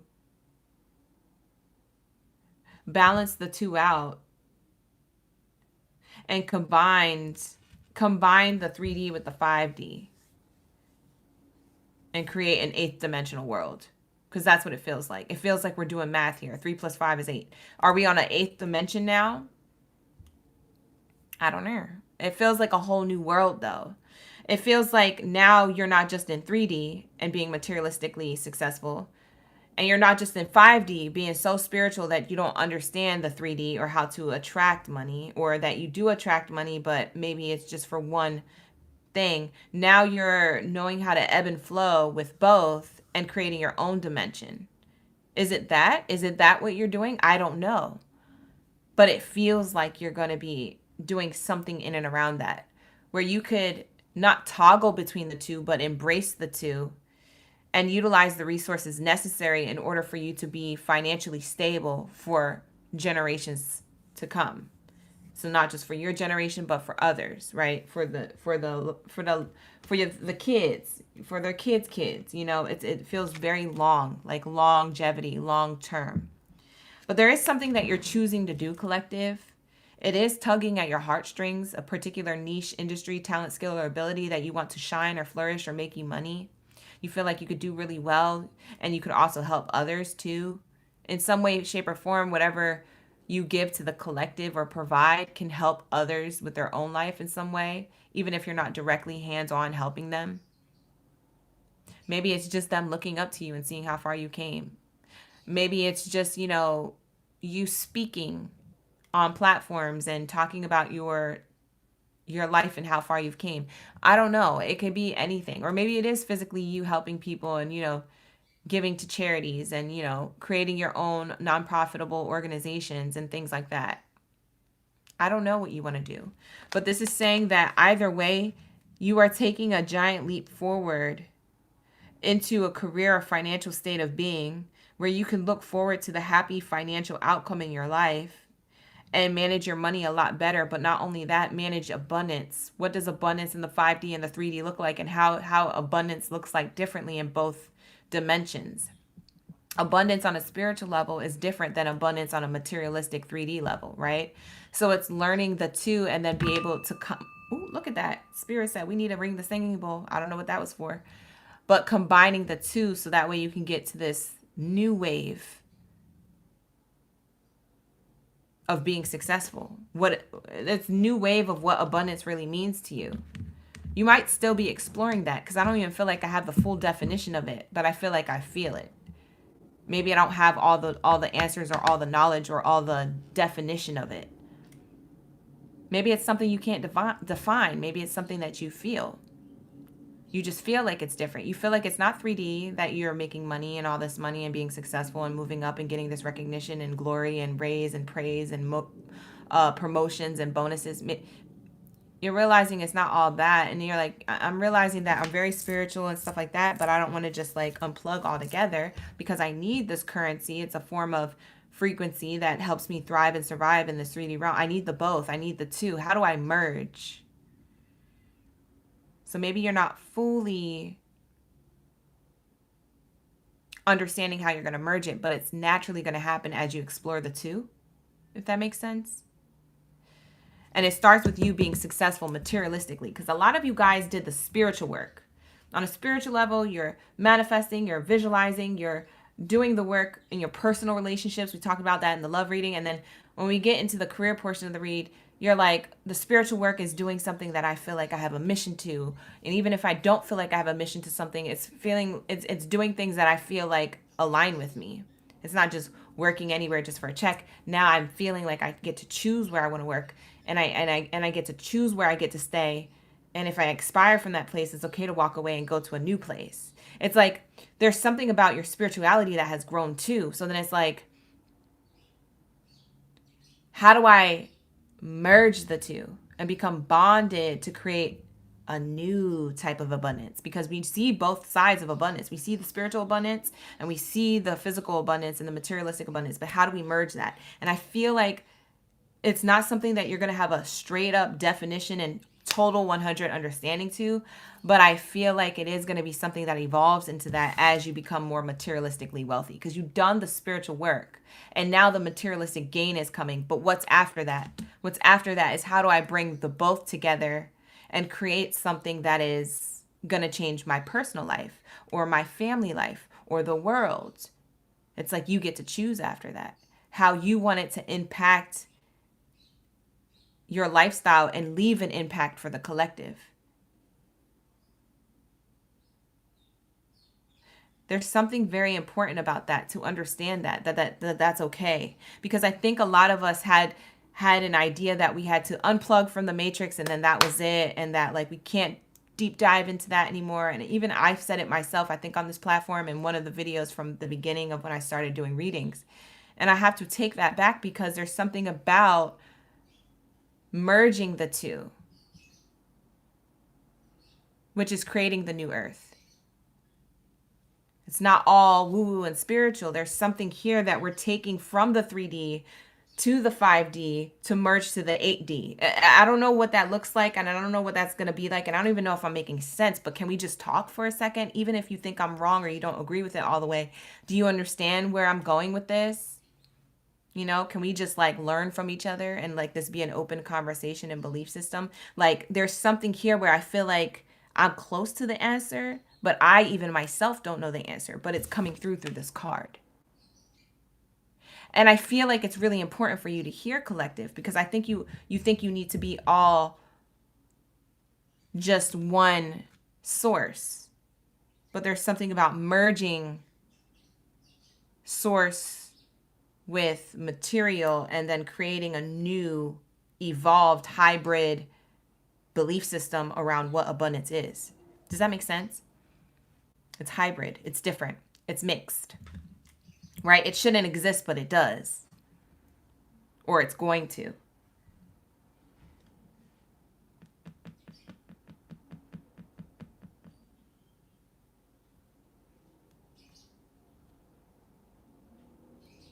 So there's something about this where you're learning about the abundance of the two, and when you merge them, you start understanding it on a really broader level. And you're like, it gets to a point where you don't need this materialistic gain, but you get the materialistic gain because source knows you have to survive as a human to keep the soul going. Because the soul is driving the vessel, but the vessel has to survive. And what's getting the vessel to survive? Well, the resources that we have to pay for materialistically. Eventually, all that's going to be obsolete. But until we get there, it's not going to be obsolete tomorrow. So we got to do shit. You know what I'm saying? We got to do shit, you know? But there's this interesting energy where that ends up being the 8D. Does that make sense? Like, I feel like I'm close to the answer, or that this is going to make sense a lot later for all of us, but just rock with me with this. Just ride with this real quick. Just go with it. It doesn't have to fully resonate. I don't even think spirit wants it to fully resonate for us. I think spirit just wants us to touch it real quick. Because it's a seed we'll water and we'll put sunlight to later. We'll put enlightenment to later. You know? So there's something about this energy. This energy of and synergy of money and materialistic gain that we merge with our spirituality, that becomes something that we don't really define later, and that doesn't define us. It's more of like a feeling. It's more of something that's felt like we feel abundant. I don't even know how to explain it. I don't even think I'm explaining it right. But anyways, for some of you guys, you'll feel what I'm saying more than what I can explain to you in words. Because I feel like you're going to feel the energy of this message, huh? So, yeah, you guys are coming into some money. But there's a reason for that in the long term. And you're not just merging with the money. You're merging with your creativity. Like your power to create your own reality, right?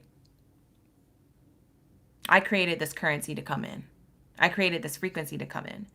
And that says a lot about your spiritual belief system, right?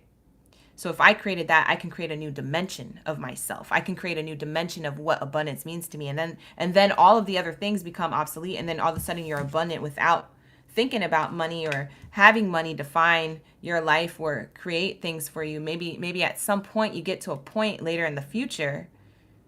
Why do I feel like this is a reading that's going to be around for the next 20 years and someone's going to go back on it and they're going to be like, what the F? Who was this girl? For some of you guys, this is not going to resonate till later in the future. The future. What's that old man from the Back to the Future movie with the gray hair?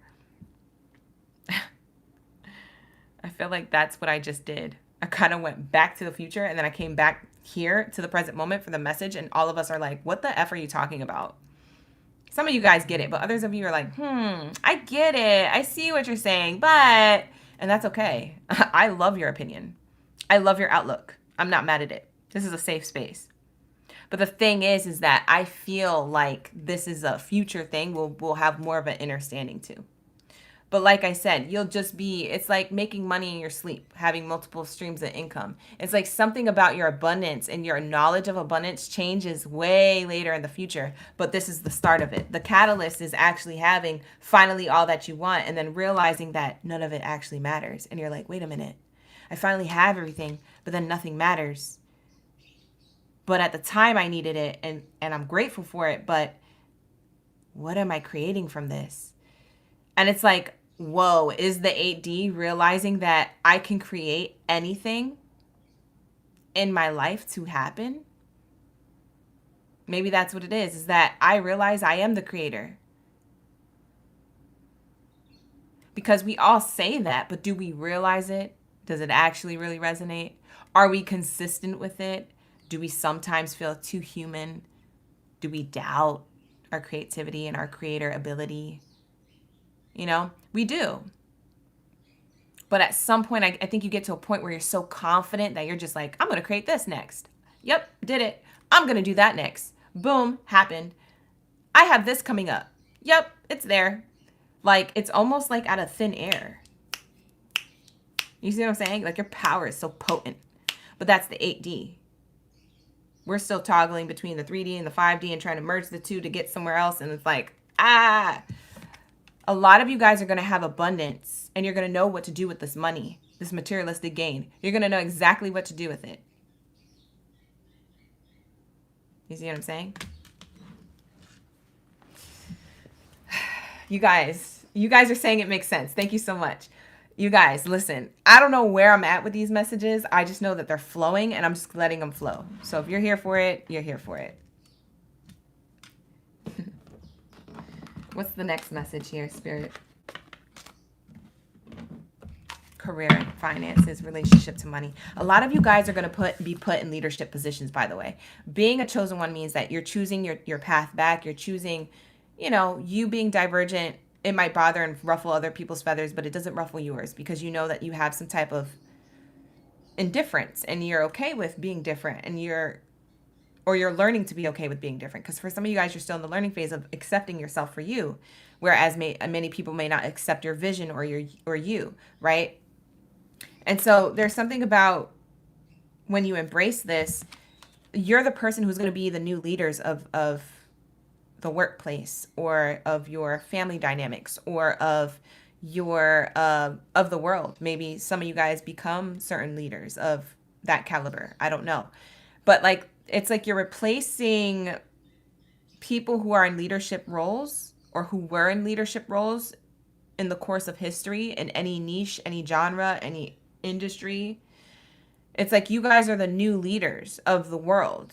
And like you guys are the ones, this is why you're so abundant materialistically and financially, but also abundant in spirit, is because spirit anoints you. Like the universe rewards you. We talk about you're being rewarded for being you, right? That's the title of this reading. You're being rewarded for being you. So it's like the universe, God's source creator, spirit is rewarding you and anointing you with a leadership role, replacing the people who were in leadership positions who weren't giving to the collective in a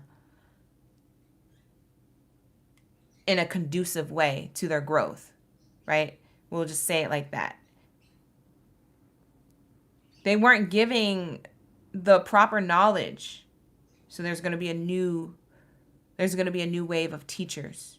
There's going to be a new wave of a school board. School's not going to look the same. There's going to be a new wave of like, you know what I mean? Like leadership roles, Like it could be in any niche, any genre, any industry. It could be in the music. It could be in the politics. It could be in the church places or the religions or the spiritualities. Maybe those will be obsolete. I don't know.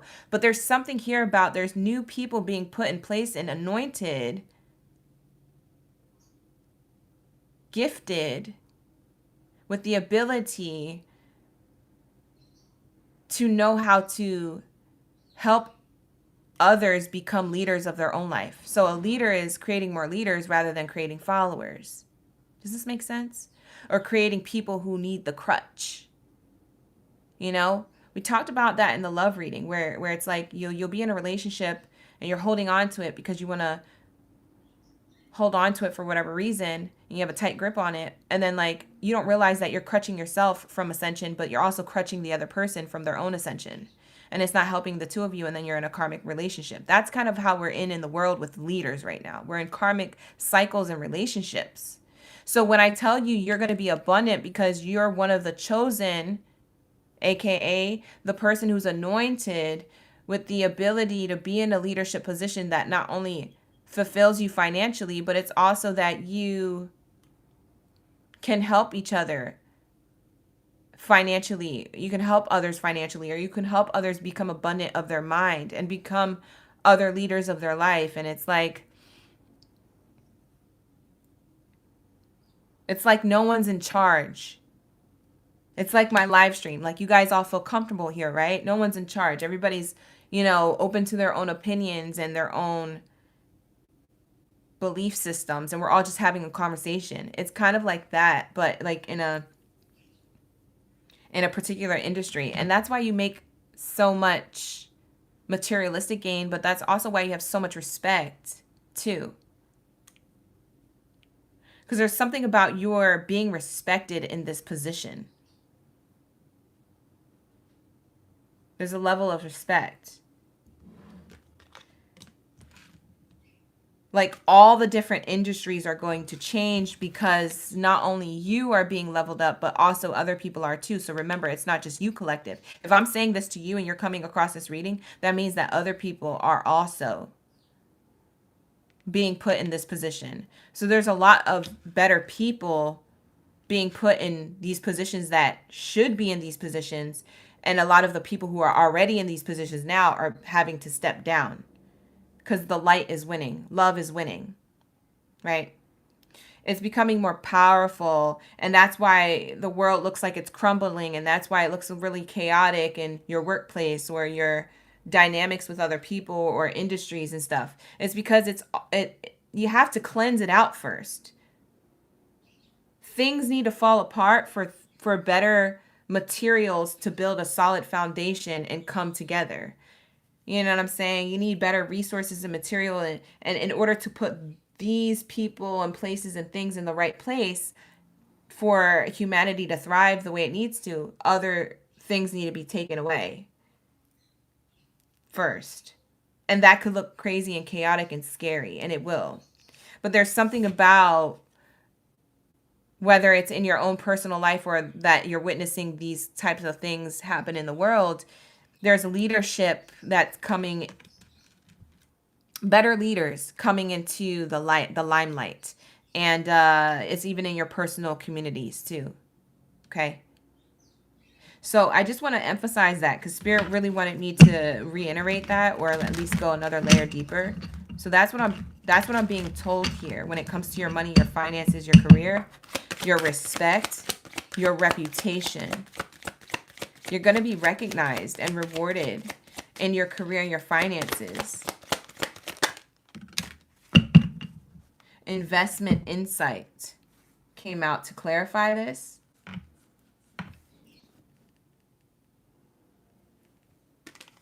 And it says here, educate yourself on investments, research options, consult with financial advisors to start a small to start small and build your portfolio to secure financial future. So there's a financial future ahead. Like I said, money might not look the same in the future.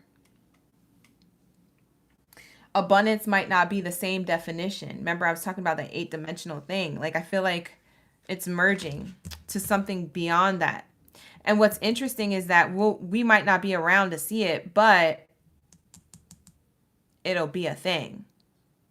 And what's nice is that at least you get your abundance before you get to that point. For some of you guys, you're going to be, like I said, laying in a bed of money.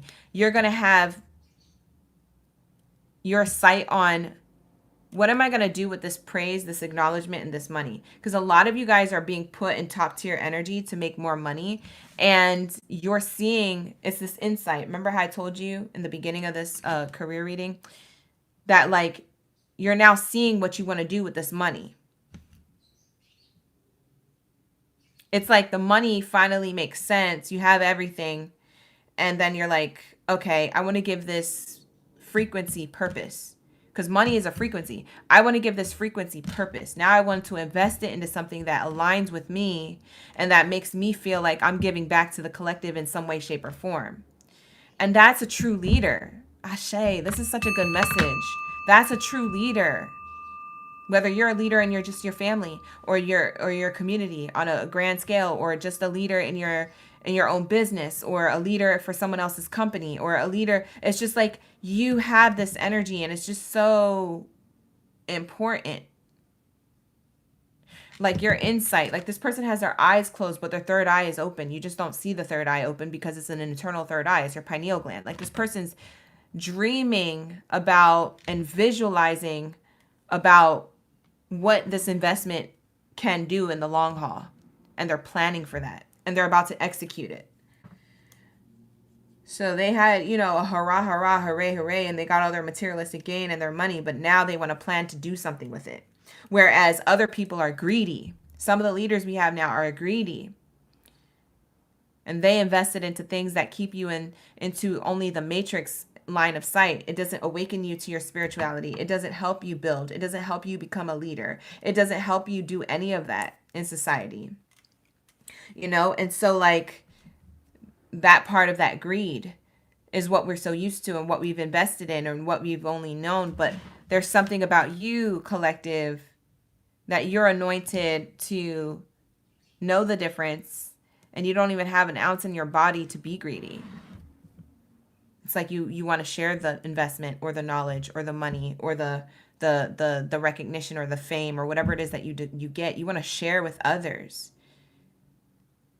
This is so important. And for some people who are going to come across this reading, you guys are already at a high caliber point of your life. Financially or famous or celebrity. You guys could be, in the public eye in some sense, or just a public figure and very financially wealthy. What's interesting is that you might have been that leader or that person who was a little greedy and selfish, but now there's something here saying that you're gaining insight. So for some, interestingly enough, Spirit is telling me that there is people who had the materialistic gain and are having their spiritual awakening. And there's people who had to go through the spiritual awakening and would struggle with money, but now they're going to have the money. Either way, there's something happening in the collective that there's going to be insight to this frequency.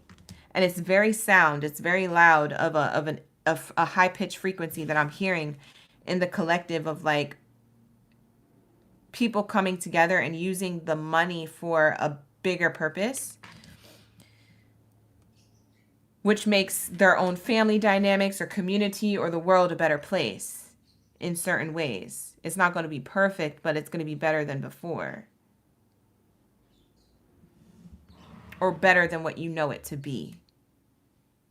And that's the important part, is that even if it is small, it matters in the long haul. It's like you can't get too invested into thinking that, oh, it's just a small thing or it's just for me. Imagine how many other people are doing the same thing that you're doing or having the same insight that you're having. You can't think it's just you and that you're not, your change in your family or your community or whatever is not significant. It is significant. It is. Even if you have a small business, it is significant. It does matter. It'll matter in the long haul, and you might not even see it matter. You might not be here to see it matter. And Spirit wants you to know it's okay because it took you to be the catalyst. You are the catalyst. You are the change, even though you don't stick around to see the change. Ashe. Ooh, this is a deep message. Thank you, Spirit. So Spirit says, do it anyway. Oh my God, this is fire. I love your career reading. This is so cool. So for some of you guys, you're owning your own business, creating your own business. For others of you, you're creating nonprofit organizations. For some of you guys, you're already at an Excalibur point of money. Some of you guys are billionaires, millionaires, and you did your money different and not in the best way, and not with the best integrity, and you were greedy or selfish, and now you're opening up and you're awakening to some type of enlightenment and insight to spiritual. What are you going to do with it? What are you going to do with it with integrity this time? Like, there's something here shifting in the collective. I'm feeling it. And it's not everybody all at the same time, but it is certain people in different times, like kind of like how in popcorn pops, you have all those seeds in a pan, and one pops over here, the other one pops over here, other one pops over here, and then maybe, like 60 seconds go by, and next thing you know, a lot of them are popping at different times, but also almost at the same time. It's like you're the catalyst to everything else popping off in the future. That's why Spirit says, do it anyway. If you're fearful and that's what's holding you back from betting on yourself and sharing that with everyone else, if you're fearful of that because that looks different, or it's not accepted within your industry or niche, or it's going to change the way people look at you or something, like whatever your fear is, Spirit is saying, do it anyway. Do it with fear. Because if you're wondering how people become fearless, it's there in the practice of doing things with fear. That's how they become fearless. I'm doing things while I'm kind of scared. You see what I'm saying? I have integrity and good intention with what I'm doing, but I'm a little scared with doing it because it's not acceptable to everyone else. And knowing that that's okay in the long haul makes people be like asking you the question. It makes people want to ask you the question, how are you fearless? You have lady balls, or you have the balls to do this, or you are courageous, or you're this, or you're that, and they're praising you. And you're like, giving them your testimony, you're giving them your story, your journey, you're either telling them or showing them. But it's like you share that with them and you say, I did it with fear. That's how I became fearless. And I wasn't born fearless. I might have been born fearless, until society tainted me and made me feel scared of everything in the world and people, and implemented fear over and over and over again in the things that I listen to and the things that I watch and the things that I'm being taught. It does happen. Maybe you were in the world fearless, and then something changed and it shifted. But to shift back into fearlessness, you have to do things with fear. Now you have to don't give a F. You see what I'm saying? And that's what brings you this investment insight. That's what makes you feel like, oh, I've invested in myself, but also I have the insight and the knowledge to know that if I invest in myself, I'm going to share it with everyone else too. Whether that's sharing knowledge or actual funds or whatever it is that you choose, because it's your choice. But you do it with integrity now, or you have insight to how you're going to share it and how you're going to make the world a better place just by changing a dynamic simply in your own family dynamic. Because imagine how many people are doing that in their own family dynamics, and then how many other people are going to meet other people's families through school or through work or through friendships. And then being like, oh, okay, this is actually other people doing this too. And the world does feel like it's becoming a better place, or at least my community is. So then it starts shifting. It starts looking different. It starts feeling different. It does start with you, though. Don't think it's not going to matter, because a lot of you guys are like, it doesn't matter. No, that's a lie. It does. It does matter. Like I said, you just might not be around to see the full change. And that's okay. What else do we have here, Spirit? Effective communication. Wow. You telling your story, sharing your knowledge, being understood. A lot of you guys don't feel understood. You feel understood, but you don't feel understood. For some of you guys, you don't feel either one, understood or understood. You just like, I feel like everything I say and do goes on deaf ears and deaf eyes. Blind eyes. I mean, deaf ears and deaf eyes. That's kind of funny. Deaf ears and blind eyes. Like, you just like, people don't get me. I'm a black sheep, or I'm this, or I'm that. And yeah, you could say that and you can claim that if you want to, and maybe you are. But Spirit is saying that doesn't mean that your communication doesn't get through in the long haul. Because it might not get through in the moment. But maybe your communication is through showing instead of telling. You could show people better than you could tell them. Okay? And some of you guys are doing this now, and others of you, you're in the midst of, navigating this, and you end up, doing this later, and you're like, oh, I get it, OG, I get it. That's why I said these readings are timeless. But it's really cool because it says improving your communication skills, practice active listening, articulate your ideas clearly, and engage in meaningful conversations to build strong professional relationships. There's going to be stronger professional relationships. For some of you guys, you work more as a team, or you create a team, or you realize that you have a better support system in your personal life about your professional life. Because maybe you didn't get the support system about your professional life because people didn't understand why you were on a certain path doing what you were doing. They didn't get it. They're like, you sure you want to do that? You sure that's going to be successful? I don't know. You sure? Or how's your small business going? You sure you want to continue that? It's probably not going to matter. It's probably not going to be that great. There's these people in these points of their life where they're projecting onto you. And you have to push through those boundaries, right? That they're trying to set for you. They're trying to create like unhealthy boundaries. Like they're trying to create a ceiling over what you want to do. You're a limitless being, but they're trying to limit you, keep you in a box, keep you in this mindset just because they've been taught that they can't do it. And you have been taught the same thing, but you decide to all of a sudden do it. It triggers them. And you have to realize that you could show them better than you could tell them. And then when it's time for you to tell them, because they're asking the question on how you got there, then you could share it. Then you could tell them.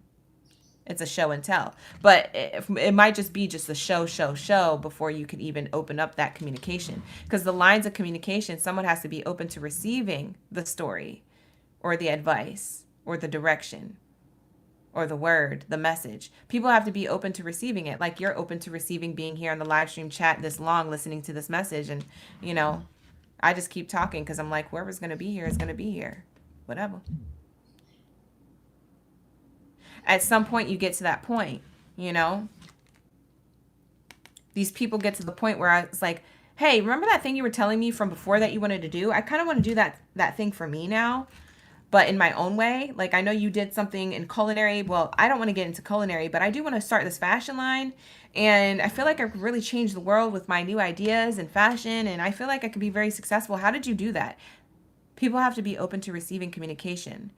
That could have been the same person asking you that question, how far you got and how you did it and stuff like that in your niche, in your industry, in your power. How did you stand in your power against adversity? They might want to know this information, but later on down the line. Because remember, they're the same person that was telling you, you sure you want to do that? Or you're different? Or I don't know. Or you okay? Does that make sense? Maybe you should just be a doctor. You sure you don't want to be a lawyer? And you're like, no. Like, I'm guided to a certain thing. Everyone's doing different things. Stop trying to change people or trying to get people to do what you want them to do. It doesn't work like that. You don't get to choose. You don't get to choose who's anointed, who has a specific path, journey, a mission. You don't get to choose. That person gets to choose. Whatever they choose is their choice. And a lot of that choice comes from their own intuition. And where does their intuition come from? Cosmic knowledge.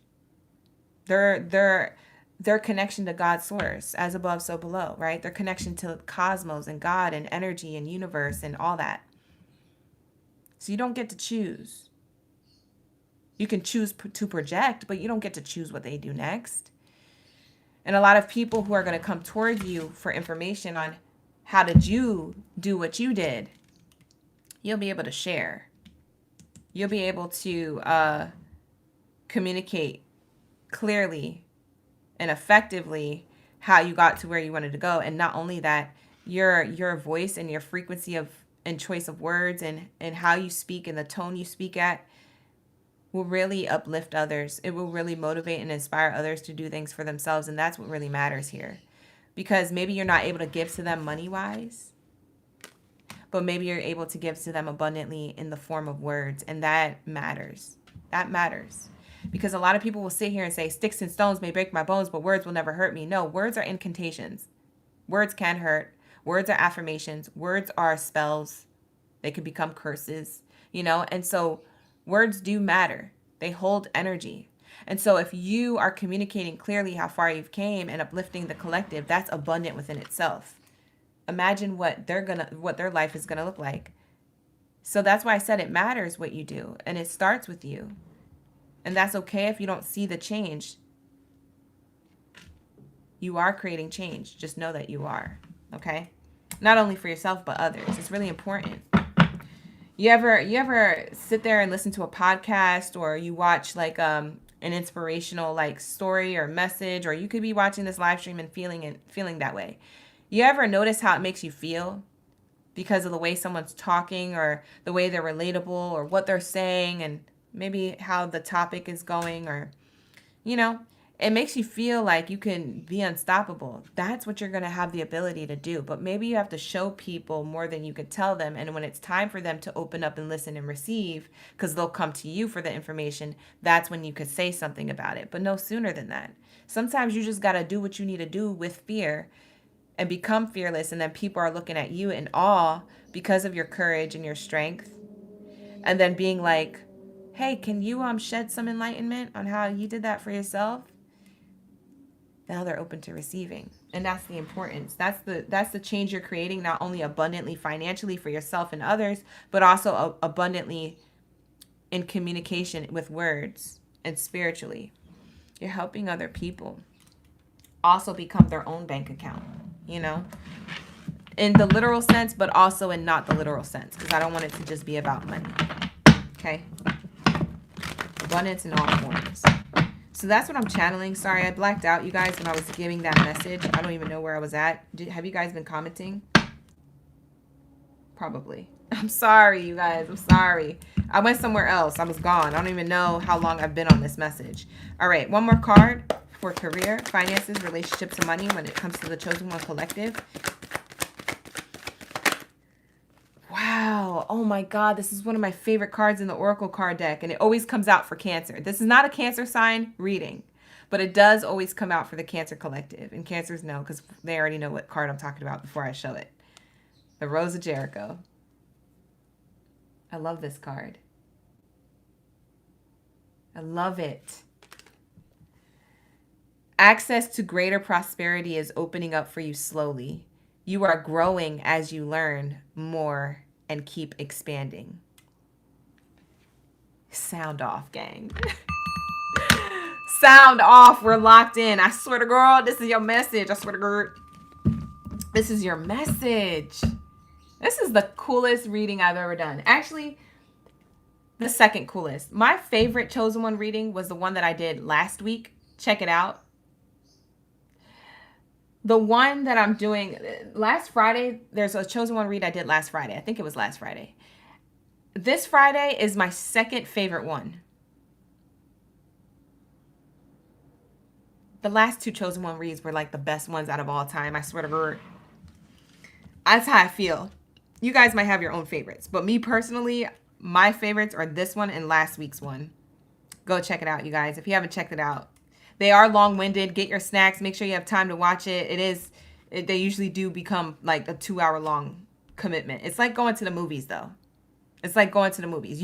You've watched a 3-hour movie, so don't come for me if we're in the live stream for an hour and a half, 2 hours. You go to the movies and you sit there and you be eating your popcorn and your snacks and your slushie and your soda, and you be watching,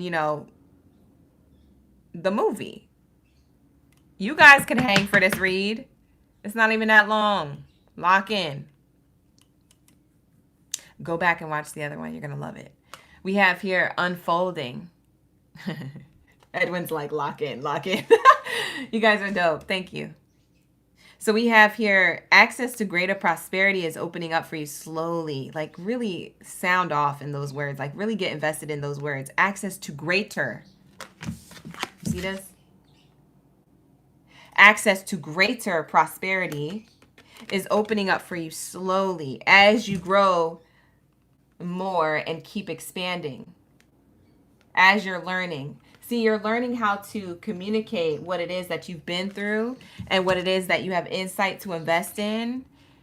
And it could be anything you want to do, y'all. Like, I feel like you guys think that, oh, my mission, I got to do something really profound and out of the ordinary and super different. Like, a lot of you guys, you just might be opening up restaurants. And you might think it's small sauce, but it's actually big time.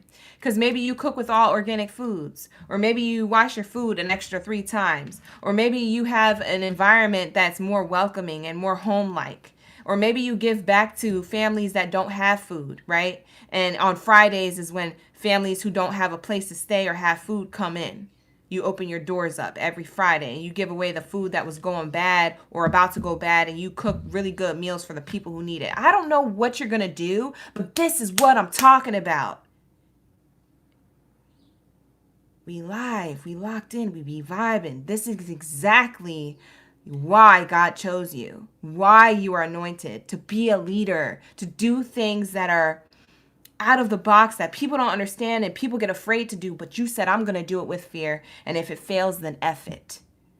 Because at least I mother effing did it and I gave it a shot and you guys did it. You guys wonder what if. That's the attitude to have, because guess what's going to flourish? Your abundance. Your abundance. You think that it's going to fail, or maybe other people think it's going to fail and flop because they've never tried it before, or they heard rumors, or they have this idea that, nah, because you can't do that because then it just becomes really overwhelming and people will steal from you and you can't trust bums off the street and then. Okay, but I'm going to do it because I feel like this is in alignment to me. I feel like this is right.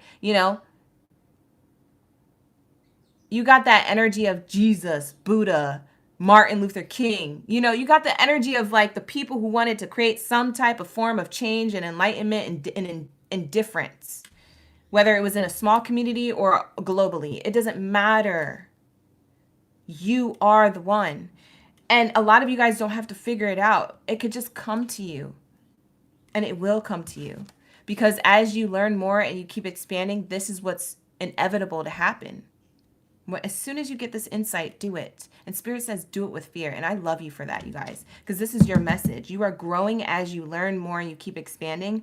And that's why access to greater prosperity is opening up for you slowly but surely. And when it's all the way open and you're laying in the bed of all that money, you're like, what's next? What's next? Because now I have all the things, right? And all the things didn't matter. But now that I have it, it's going to matter to somebody else who doesn't. And you know what? I want to give it. I want to give it away. F it. I'm giving it away. Like, you know what I'm saying? It's like you're giving it away in communication styles or in financial styles or however you want to do it. And that's why. That's why you're the one. That's why you matter. You leave a legacy that you don't even know that you're leaving. This reading is so cool.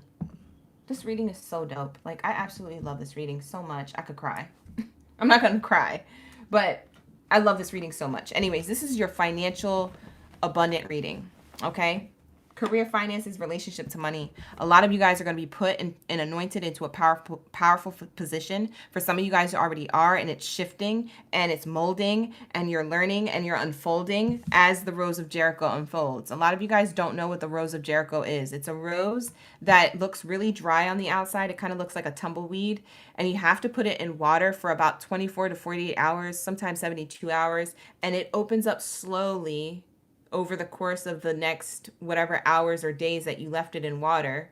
And when it opens up, it has a little garden on the inside. It's kind of like a little mini garden with little flowers. Sometimes it has more greenery than flowers, but other ones have flowers in them and greenery. But when it opens up, it's so beautiful. But when it's closed, it doesn't look like that. And so that's the unfolding process. What you think isn't going to work out or that doesn't matter looks like a tumbleweed to you, but what you don't realize is all the abundance. We're back. We disconnected. I'm sorry. I'm sorry. That was my fault. The device overheated. The messages were so hot, the device overheated. The messages were so hot. We were so locked in that the device overheated. I'm sorry, you guys. We're back. Sometimes that happens. Okay. So anyways, I cleared the spread. That's what we pulled for money. All right. And for some of you guys, I was just talking about the Rose of Jericho and ended. So you didn't miss anything. A lot of you guys could look up what the Rose of Jericho is. We're getting into your spiritual portion of the reading, which is going to be 15 minutes. Okay, so if you got an extra 10 or 15, this is the spiritual portion of the reading. If this is where we depart, like the video, subscribe to the channel. Let me know you want to see more messages like this by liking the video or commenting below, okay? Because I'll do more messages like this more often, not just on Fridays. That's what I mean by that. I'll do it more often, and maybe I'll open up Mondays and do one on Mondays too. But this is the message for career, and you might hear feedback from the AC unit. It's just to help keep my device cool. It does overheat, especially when the messages are hot. You know what I'm saying? All right, so let's tap in. You said the Rose of Jericho looks that good. It looks like that good. It does. That's the devil's lettuce.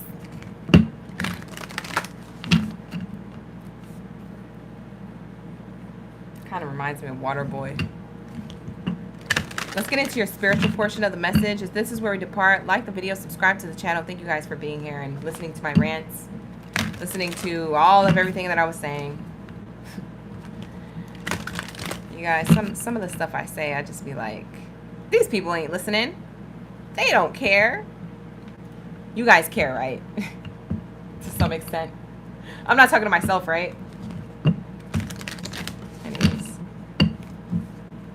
Let's get it. What do we have here for the spiritual portion of the reading? I will be time-stamping this in the comments below.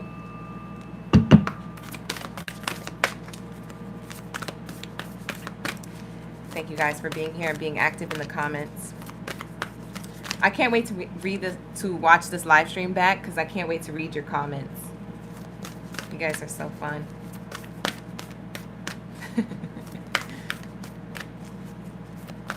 What do we have here? What does the collective of chosen ones need to hear when it comes to their spiritual message? Thank you, Spirit. Thank you, Source. Ashe. What's the undercurrent of what they're meant to hear on a spiritual level? 2 cards. This is the only 2 that I wanted to pull, too. I was like, I only want to pull 2 cards because we only have 15 minutes. And look, they gave me 2 cards, which is cool because I didn't want to read anymore. I'm done. I have to come. We have a members only live stream, so I have to go anyway. It's 2:44. We have a members only live stream at 5 p.m.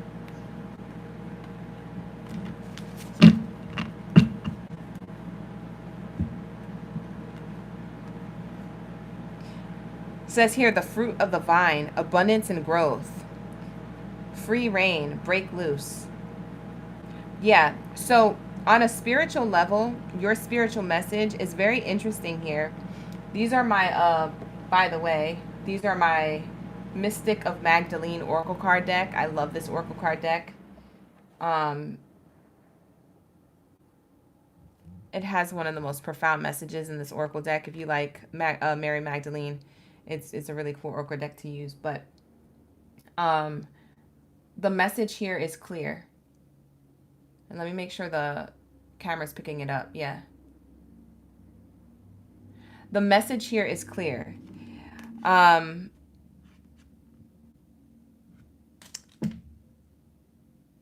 Spirit is telling me with this first card, the fruit of the vine, it's like you are the fruit of the vine that you come from, as above, so below. So your spiritual message is that you come from this tree, this divinity. You come from the divine, the lineage, the ancestors, the spiritual, the source, creator. It's like you come from the vine. That's what the vine is here. Okay? That's how they're pointing it out to me. And you're the fruit.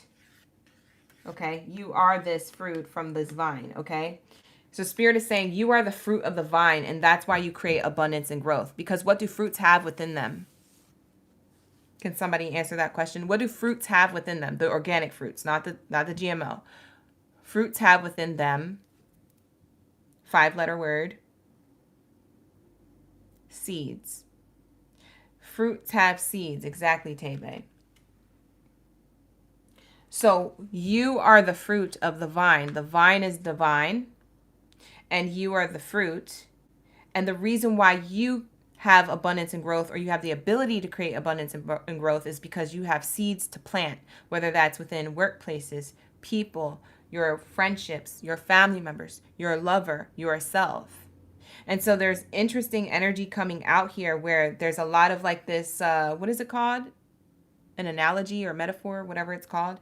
There's something here within the photo that's showing me here that you have gratitude for being the fruit that bears the seed, that creates the fruits of your labor to be shown. So it's like what we said in the love portion of the read and the career portion of the read. It's the seeds that you plant within other environments and people that when those grow, the collective grows because of you, because you were the catalyst to their growth. You were the one fruit that bore the seed to be able to create other people's fruit and enlightenment for themselves, to realize that they can create and plant seeds too of abundance, right? So that everybody's abundant. And so there's a really beautiful message coming from this on a spiritual level that you may feel in tune with on however you interpret that message the way I explained it. Then we also have free reign here. You have a bonsai tree that hangs over your bed. That's so beautiful. See, I can't be having them trees because I don't know how to water them correctly, and they always end up dying on me. Sorry, we had to go dark. We're back to the light. I'm talking to Teve. Yeah, every time I get like any type of like delicate tree, I can't, even orchids, like I don't know how to water them right. I think I overwater them, I don't water them enough, and then they're just gone. I'm like, forget it, because I'm killing them, and I don't want to kill them. Anyways, back to the read. We have here you on a horse. Okay, there's a horse here, and there's also flamingos flying in the background. That could be very significant. These animals could be very significant. The horse and the flamingos, they could be very significant to you. But it says here, free reign, break loose. You're breaking loose, okay? Or you've broke loose. So like, you know how fruits before they're ripe, they have to hang on to the divine. They have to hang on to their belief system or to something. And then when they're ripe, they're getting pulled or harvested or pulled out the ground or pulled off the bush or pulled off the tree or the vine, right? To be harvested, to be shared with others, right? There's something about you breaking loose from like source creator to create your own reality, but also breaking loose in the same token.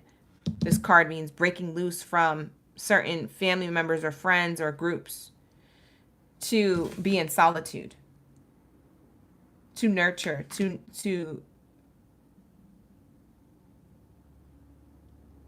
understand what your purpose is here, okay? Because on a spiritual level, a lot of us are trying to figure out our purpose, or if we have a mission, or what that mission looks like. And when we think mission, we think something huge. But sometimes it's not even that big. Sometimes it just has to do with you and how you create and what you're creating.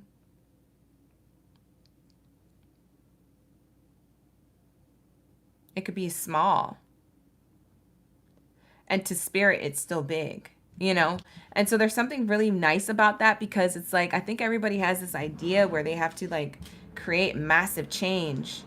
And that's a huge responsibility. It almost feels like an overwhelming thought. That almost feels like an overstimulating message, right? It's like, dang, I gotta do stuff. I gotta, you know, and some people want to do big things, and other people are like, I just want to live a regular life. Can I just do that? And yes, you can. There's something about you breaking loose from the idea or the pressure of that you have to do something really profound on a spiritual level when all you have to do is just be you. And when I say be you, I mean authentically be you and all of you in every stage of you. So at 20 years old, you're different than you are at 30, and you're different than you are at 40, you know? So there's something about still evolving and ascending is you breaking loose from an old version of yourself, a pattern or behavior, a belief system, you breaking loose and maybe not working for someone else and creating your own business.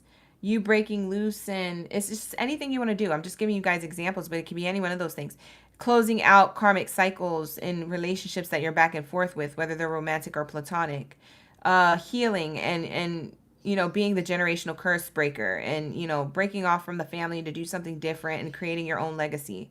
It could be any little thing, any grand thing, but there's something here about you breaking loose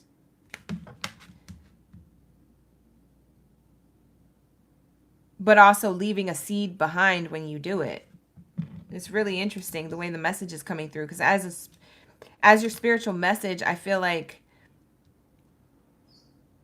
and there's so much gratitude in this person's eyes. Can you see that? That's just distracting me. I forget what I was saying. I looked at her gratitude in her eyes. I was like, wow, she is so grateful. There's something that you're so grateful even when you don't have, which is why you're being rewarded for being you and what you have done so far. Because you may not have everything, and spirit wants to let you know that on a spiritual level. You don't have everything on the outside, but you do have everything on the inside, and you're working really hard towards it, and that is not ignored. We see that and we acknowledge that, and we're so, like, your angels and your ancestors are so proud of you, like, especially your ancestors, like family trees from before. Like, a lot of you guys, man, you guys did a lot of work. You don't even know how much you've done, but your family tree is really proud of you. Like, the people who have gone and passed away before you were born, way before you landed on this earth, like, they're so like that, like aplauso, like they're the crowds go wild. It's like you made a touchdown. You made a touchdown from the 20-yard point. Holy crap. You didn't get tackled. There was no interception. Like, you're like people are in awe of what you did. They're like, man, that was a long run. That was a long, like, you know what I'm saying? So proud.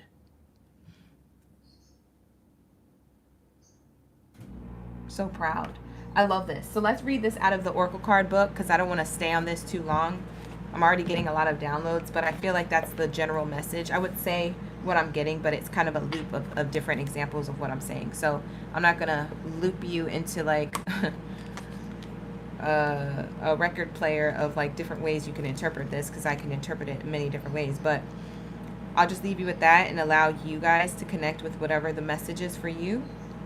But let's read each card from the book here. So it says number 42. That could also be someone's age. But we have here, it doesn't have to be, but we have here the fruit of the vine, abundance and growth. Grapes are a symbol of fertility and wealth. This card signifies success in your career and business. It also is favorable for family and love aspirations. Some scholars believe that grapevines are represented by the Davidic bloodline of Judah and its line of princes, Yeshua from the line of David and Mary Magdalene from the line of Benjamin. Years after their diagnostic marriage, Mary and her offspring were taken to France for safety. There they remained hidden, and the symbol for their vine and its grapes was sometimes referred to as blue apples. In the late 1800s, the priest Berenger, I think it's Berenger, Berenger, had a reference to grapes of the vine carved into a pillar at a village church. in Rennes le Chateau. I don't know. Do you guys know what this history is? We're going to read it. It says here, he discovered some valuable mysteries when renovating the 6th century church. He removed the stone altar that sat upon the 2 columns. One of them was hollow and held 4 wooden document tubes. Document tubes is like scrolls, okay? So he held four wooden scrolls from 2 columns when he was renovating the 6th century church. This is what he found. That were sealed and contained in parchments. These mysterious archives increased his wages from £6 sterling a year to millions over his lifetime. Finding out about these grapevine, or aka blue apples, certainly symbolized wealth and prosperity for him. It says this is the card meaning. Remember, the grapevine depends on the structural support so you can climb it and reach the sun. Having the encouragement of a support group will strengthen and enhance your efforts to reach your goals. So Spirit is really telling you, like, listen, even if you do or you do not have the support physically around you, spiritually, you're connected to source and this divinity. It's like you're connected to why you're doing certain things, saying certain things, living a certain way, creating certain boundaries, respecting certain aspects of yourself, and, learning certain aspects of yourself you will soon respect and have gratitude for, right? Or experiences for that matter, or people. So there's something about you bear this fruit to literally plant the seed to some type of abundance that you're going to have, but also that seed is also teaching others to also climb and reach the sun themselves. And what's interesting about that is that even if you do have the support, your seeds still matter, because there's something about your support system that still needs to learn something from you by watching or by listening or by learning what it is that you're doing on a soul level, a spiritual level. And so it's very cool because, like, who told this guy, Baronenger, this priest or whoever this person was, artist, priest, whatever, to go to this chateau of a village and renovate this 6th century church? Who told him to do that? What guided him to do that? What person was guided to tell him to be able to be the one to reinvent that? Because it took him from £6 to millions of dollars over his lifetime. You see what I'm saying? There's something about wherever you're intuitively guided to allows you to have the abundance and the growth that you desire, but you don't know why you're going there. Like, because I'm pretty sure this priest didn't know that he was going to find 4 wooden documented tubes from Mary Magdalene in the 6th century, renovating that church. I'm pretty sure he wasn't there to go find that. He was just doing some ish and ended up stumbling across it, and then boom, he ends up being freaking rich. There's something here where you're rich in knowledge, you're rich in spirit, you're rich in intuition on a cosmic level. And sometimes you don't know why you're moving the way you're moving, or sometimes you don't know why you're planting the seeds you're planting in others or for yourself, or you don't know why you're ascending and growing and doing different things. But it's like you end up going in that direction. You end up breaking loose. When you break loose, you realize how much abundance that you attract or how much abundance you stumble onto. And you're like, what the heck? Because I'm pretty sure this priest didn't expect that to happen. And a lot of you guys don't expect what's about to happen in your life the next coming years. You don't expect to have this abundance. But you are, and you do matter. I don't know if that makes sense to you. But that's why ancestors are like clapping for you, because you have the cojones to do this. You have the balls to break loose, so to speak, the spiritual balls to break loose, if I may, right? So there is this energy of that. So every time you guys see a grapevine, think of that. Think of that.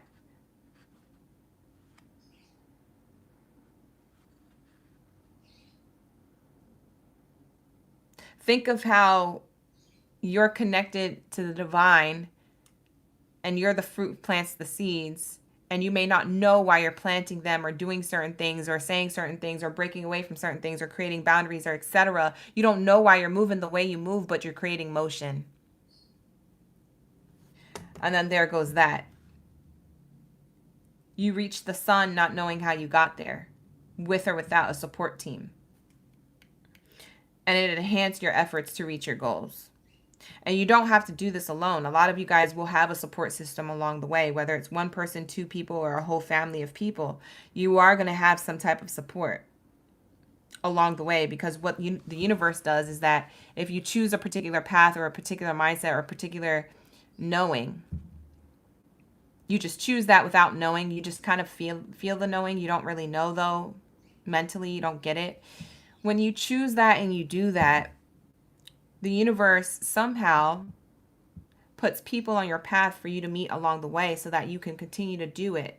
So even if the support system is coming from a stranger or someone you just met, you know what I'm saying? Like, you might have dreams or goals or aspirations to become a certain person in a certain industry or a certain way or whatever your goals are.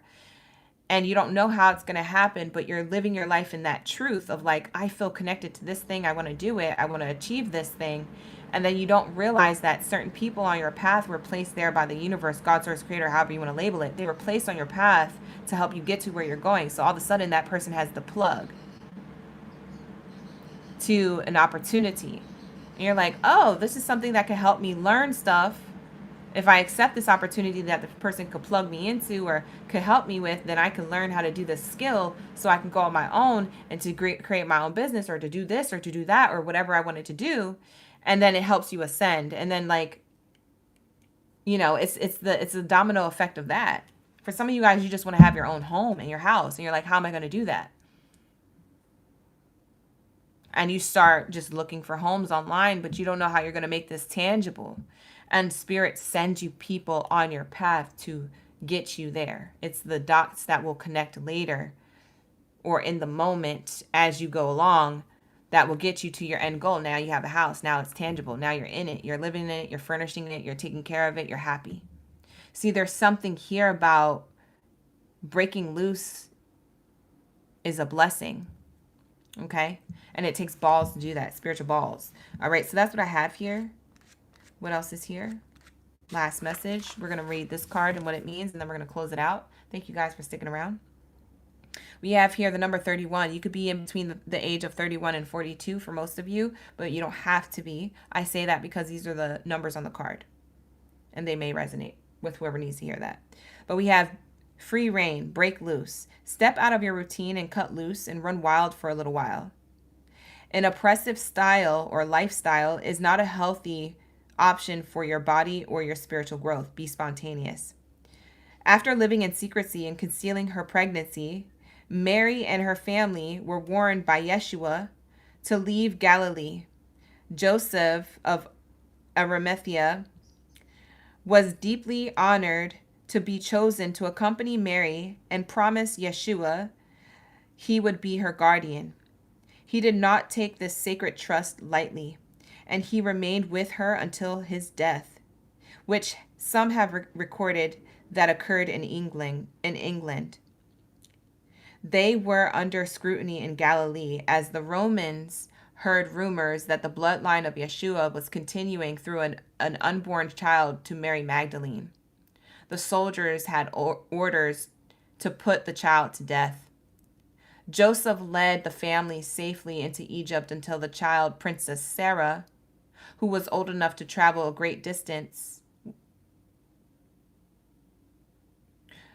Wow, that's so deep. I just realized what this is saying. Or I re-realized it because I've read this card before. Yeah. Joseph led the family safely into Egypt until the child, Princess Sarah, was old enough to travel a great distance. The group was then sent into exile in a boat with no sails or oars. After many miracles, they landed in Provence at Santis Maries de la Mar, with flocks of pink flamingos. That's the flamingos here. It's a place of land that they landed to or they sailed to that had flocks of pink flamingos and native white horses galloping through the waves. The region called Karamoj or Karamaraj must have been a place that seemed like paradise to them. Shoot, if I see white horses galloping in the, ocean and pink flamingos, that's paradise to me too. Listen, I don't blame them. This seemed like paradise to them. Mary was able to enjoy her freedom at last. Sarah became known as Sarah Lacali, a beloved patroness of the Romani people to this day. This card represents recharging and releasing. Stress can be stifling. Throw off your shackles and don't be afraid to run feral and free. Ride the white horse. Ride the white horse. Wow. I just realized that this is crazy. The story of Mary and Yeshua, aka Jesus, or however you want to pronounce his name. Everybody has different pronunciations. I'm not going to judge. I'm not going to whatever. These two had offspring, and they were under scrutiny, and they was trying to get rid of this bloodline because it was so potent. Because remember, Yeshua reached a point of Christ consciousness, reached a point of, it's like, imagine in this day and age, if a guru reached a point of being able to turn water into wine. You know how many people would freak out and be like, I'm scared. This person's either going to be a villain or a hero, right? But Yeshua knew that I wasn't, that there was like, I'm not going to be a hero. I was never going to be a villain. I'm just going to be me, right? This person, like, they didn't have bad intentions, but they also couldn't promise that, they wasn't going to teach any lessons either, because I'm pretty sure Yeshua got to the point where he knew of light and dark and that both were necessary in order for things to be balanced, right? But he wasn't out here killing and murking people. Other people were, right? So there's something about Yeshua. He didn't really have nothing to say or prove to nobody. He just was. So the reward that you're getting on a spiritual level is just that you get to be abundant and to have a sense of growth by releasing and being yourself. If you're the black sheep, then be the black sheep. If you're the black swan, then be the black swan. If you're going to ride the white horse, then ride the white horse, right? There's something about this energy of recharging and releasing the stress so it doesn't stifle you from ascending and being an evolution of yourself. Because people might be out to get you. People might be out to tell you you're wrong and your belief system is wrong and this is right. People are so quick to judge people. And they don't even have all the answers themselves. So who the F are you really judging? Yourself or me? It's a real question. Because if you're pointing the finger at me saying that I'm wrong, then you got 3 pointing back at you, sir, ma'am.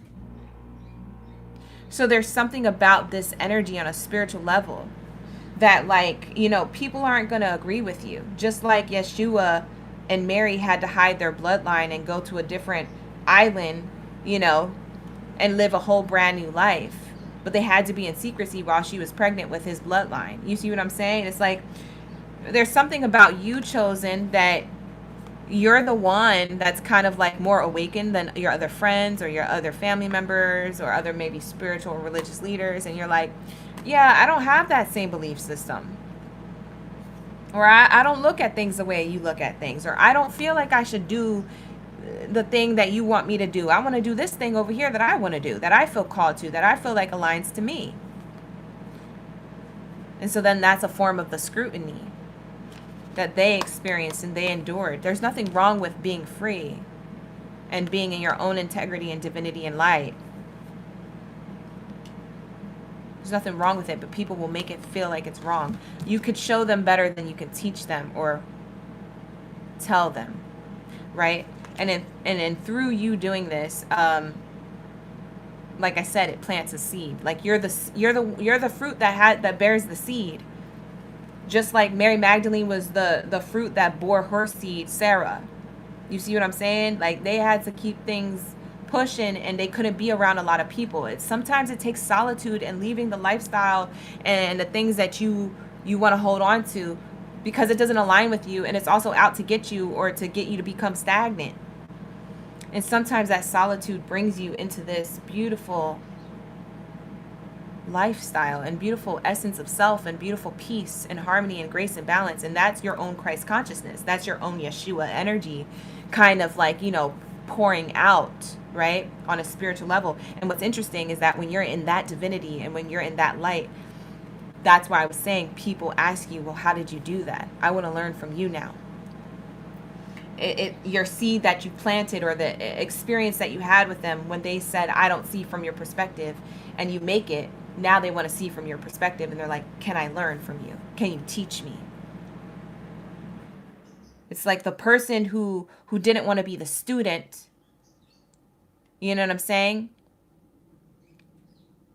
And the person who was the student wanting to be the teacher is you. The person who didn't want to be the student and was like, no, F that. I'm not going to school. Like, F school, F spiritual school. I don't get it. It's not for me. That's cool. Okay, well, you don't have to put me down. I'm still going to go to this. I'm still going to do this. And you do that, now they're coming back. Kind of very similar to the love reading we did. But anyways, so you planted a seed and you didn't know you did it. Sometimes interactions and the way things end or the way things come together has a lot to do with you just having an experience with somebody, even if you're not reading them about themselves, even if it's just you just doing you and they're just triggered by that. Sometimes it just takes that, and that's the seed you planted. You know how many stories I've heard of people where and this is not going to resonate for everybody, and by all means things happen in different ways, so it could be different for you, but you know how many stories that I've heard where people are like judged by a family member or a parent or somebody who says you're in the wrong and you're doing it wrong, or you're going to hell, or this is not good for you, or blah blah blah blah blah, and blah, blah, blah, blah, blah, blah, blah, pointing the finger, tearing you down, or keeping you stagnant, or telling you that, you know, instilling fear. You see what I'm saying? Instilling fear. That's what it is. And then you make it, and you're this great, you're doing the things, and you're awesome, and you're in this abundance. You've grown, and you're in this abundance. You know how many stories I've heard that when people do that and they're in their abundance, guess who comes back? Oh, the dad that they were estranged from, or oh, the mother that tore them down, or oh, you know, the step brother or the step sister or the step whatever, or oh, the friend that, you know, didn't believe in them wants to now come back and apologize, and they see them at this high moment of their life and they feel bad. They're like, dang, they were right. They actually made it. They actually did something with themselves. They actually created a life that is worth living, that is happy. And they got scrutiny from me and probably a lot of other people. And they now want to learn how you did it, or they want to now be a part of your life in some way. Like, you know how many times I've heard stories like that? That's kind of like the story right now. And the energy that we're in with this Libra season, with the eclipses. And this is going to be unfolding for the next few years. This is not just, oh, we just had an eclipse. It's like, no, we're still in the energy of the eclipse into next year. So it's going to be very interesting, and I do feel like this is your message for whoever resonates with it, but I'm going to wrap it up here. I love this message for you guys. Thank you so much for allowing me to tap into your energy. It was a lot of fun. We had some fun, didn't we? Collected, we locked in. It was a whole vibe. It was a 3-hour movie or a 2-hour movie. I don't know. We started the live like at 2:15. It's 3:15 now. Or no, we started live at 12:15. It's 3:15 now. How many hours? 2 hours? 3 hours? It was a 3-hour movie. It's like watching Lord of the Rings, okay? We had a whole moment. But I'm glad that you guys got the message, or the message that you feel like you needed. Because maybe you watched this in like sections. Maybe you watched the love reading today, and then maybe next week you'll watch the career portion of this read. Maybe you take this message in doses, okay? You don't have to watch it all the way through. But I do advise that you watch what you feel called to. And I do advise that you take notes. Why not take a handy dandy notebook out and, you know, see what you resonate with, you know?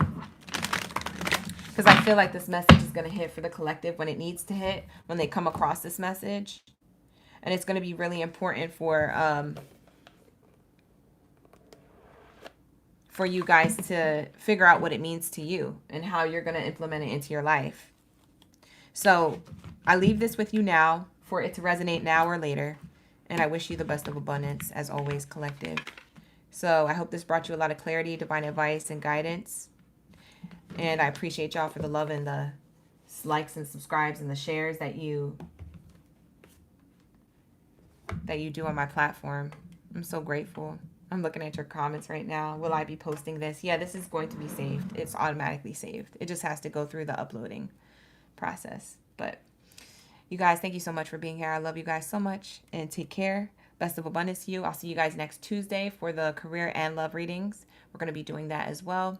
And I might surprise you on a Monday with another chosen one reading. I like these readings. I'm going to try and push more out, because I saw the last one got a lot of views and a lot of likes, and you seem to like this. You seem to like this side of me, so I'm going to show more of it. Okay, you guys? So thank you so much. Keep liking the video so I know that you want to keep it rolling out, or comment down below and let me know. Keep it coming, OG. I want to hear more of this. Like, this is awesome. Like, let me know. Hype me up, so because it really motivates me to come through with the messages, especially when I'm getting downloads from Spirit, because I get a lot of downloads, but I don't do videos on all of them, because you like the love readings and the career readings. I try to keep y'all happy, but this is what I like to do. So we're going to implement some of this more often.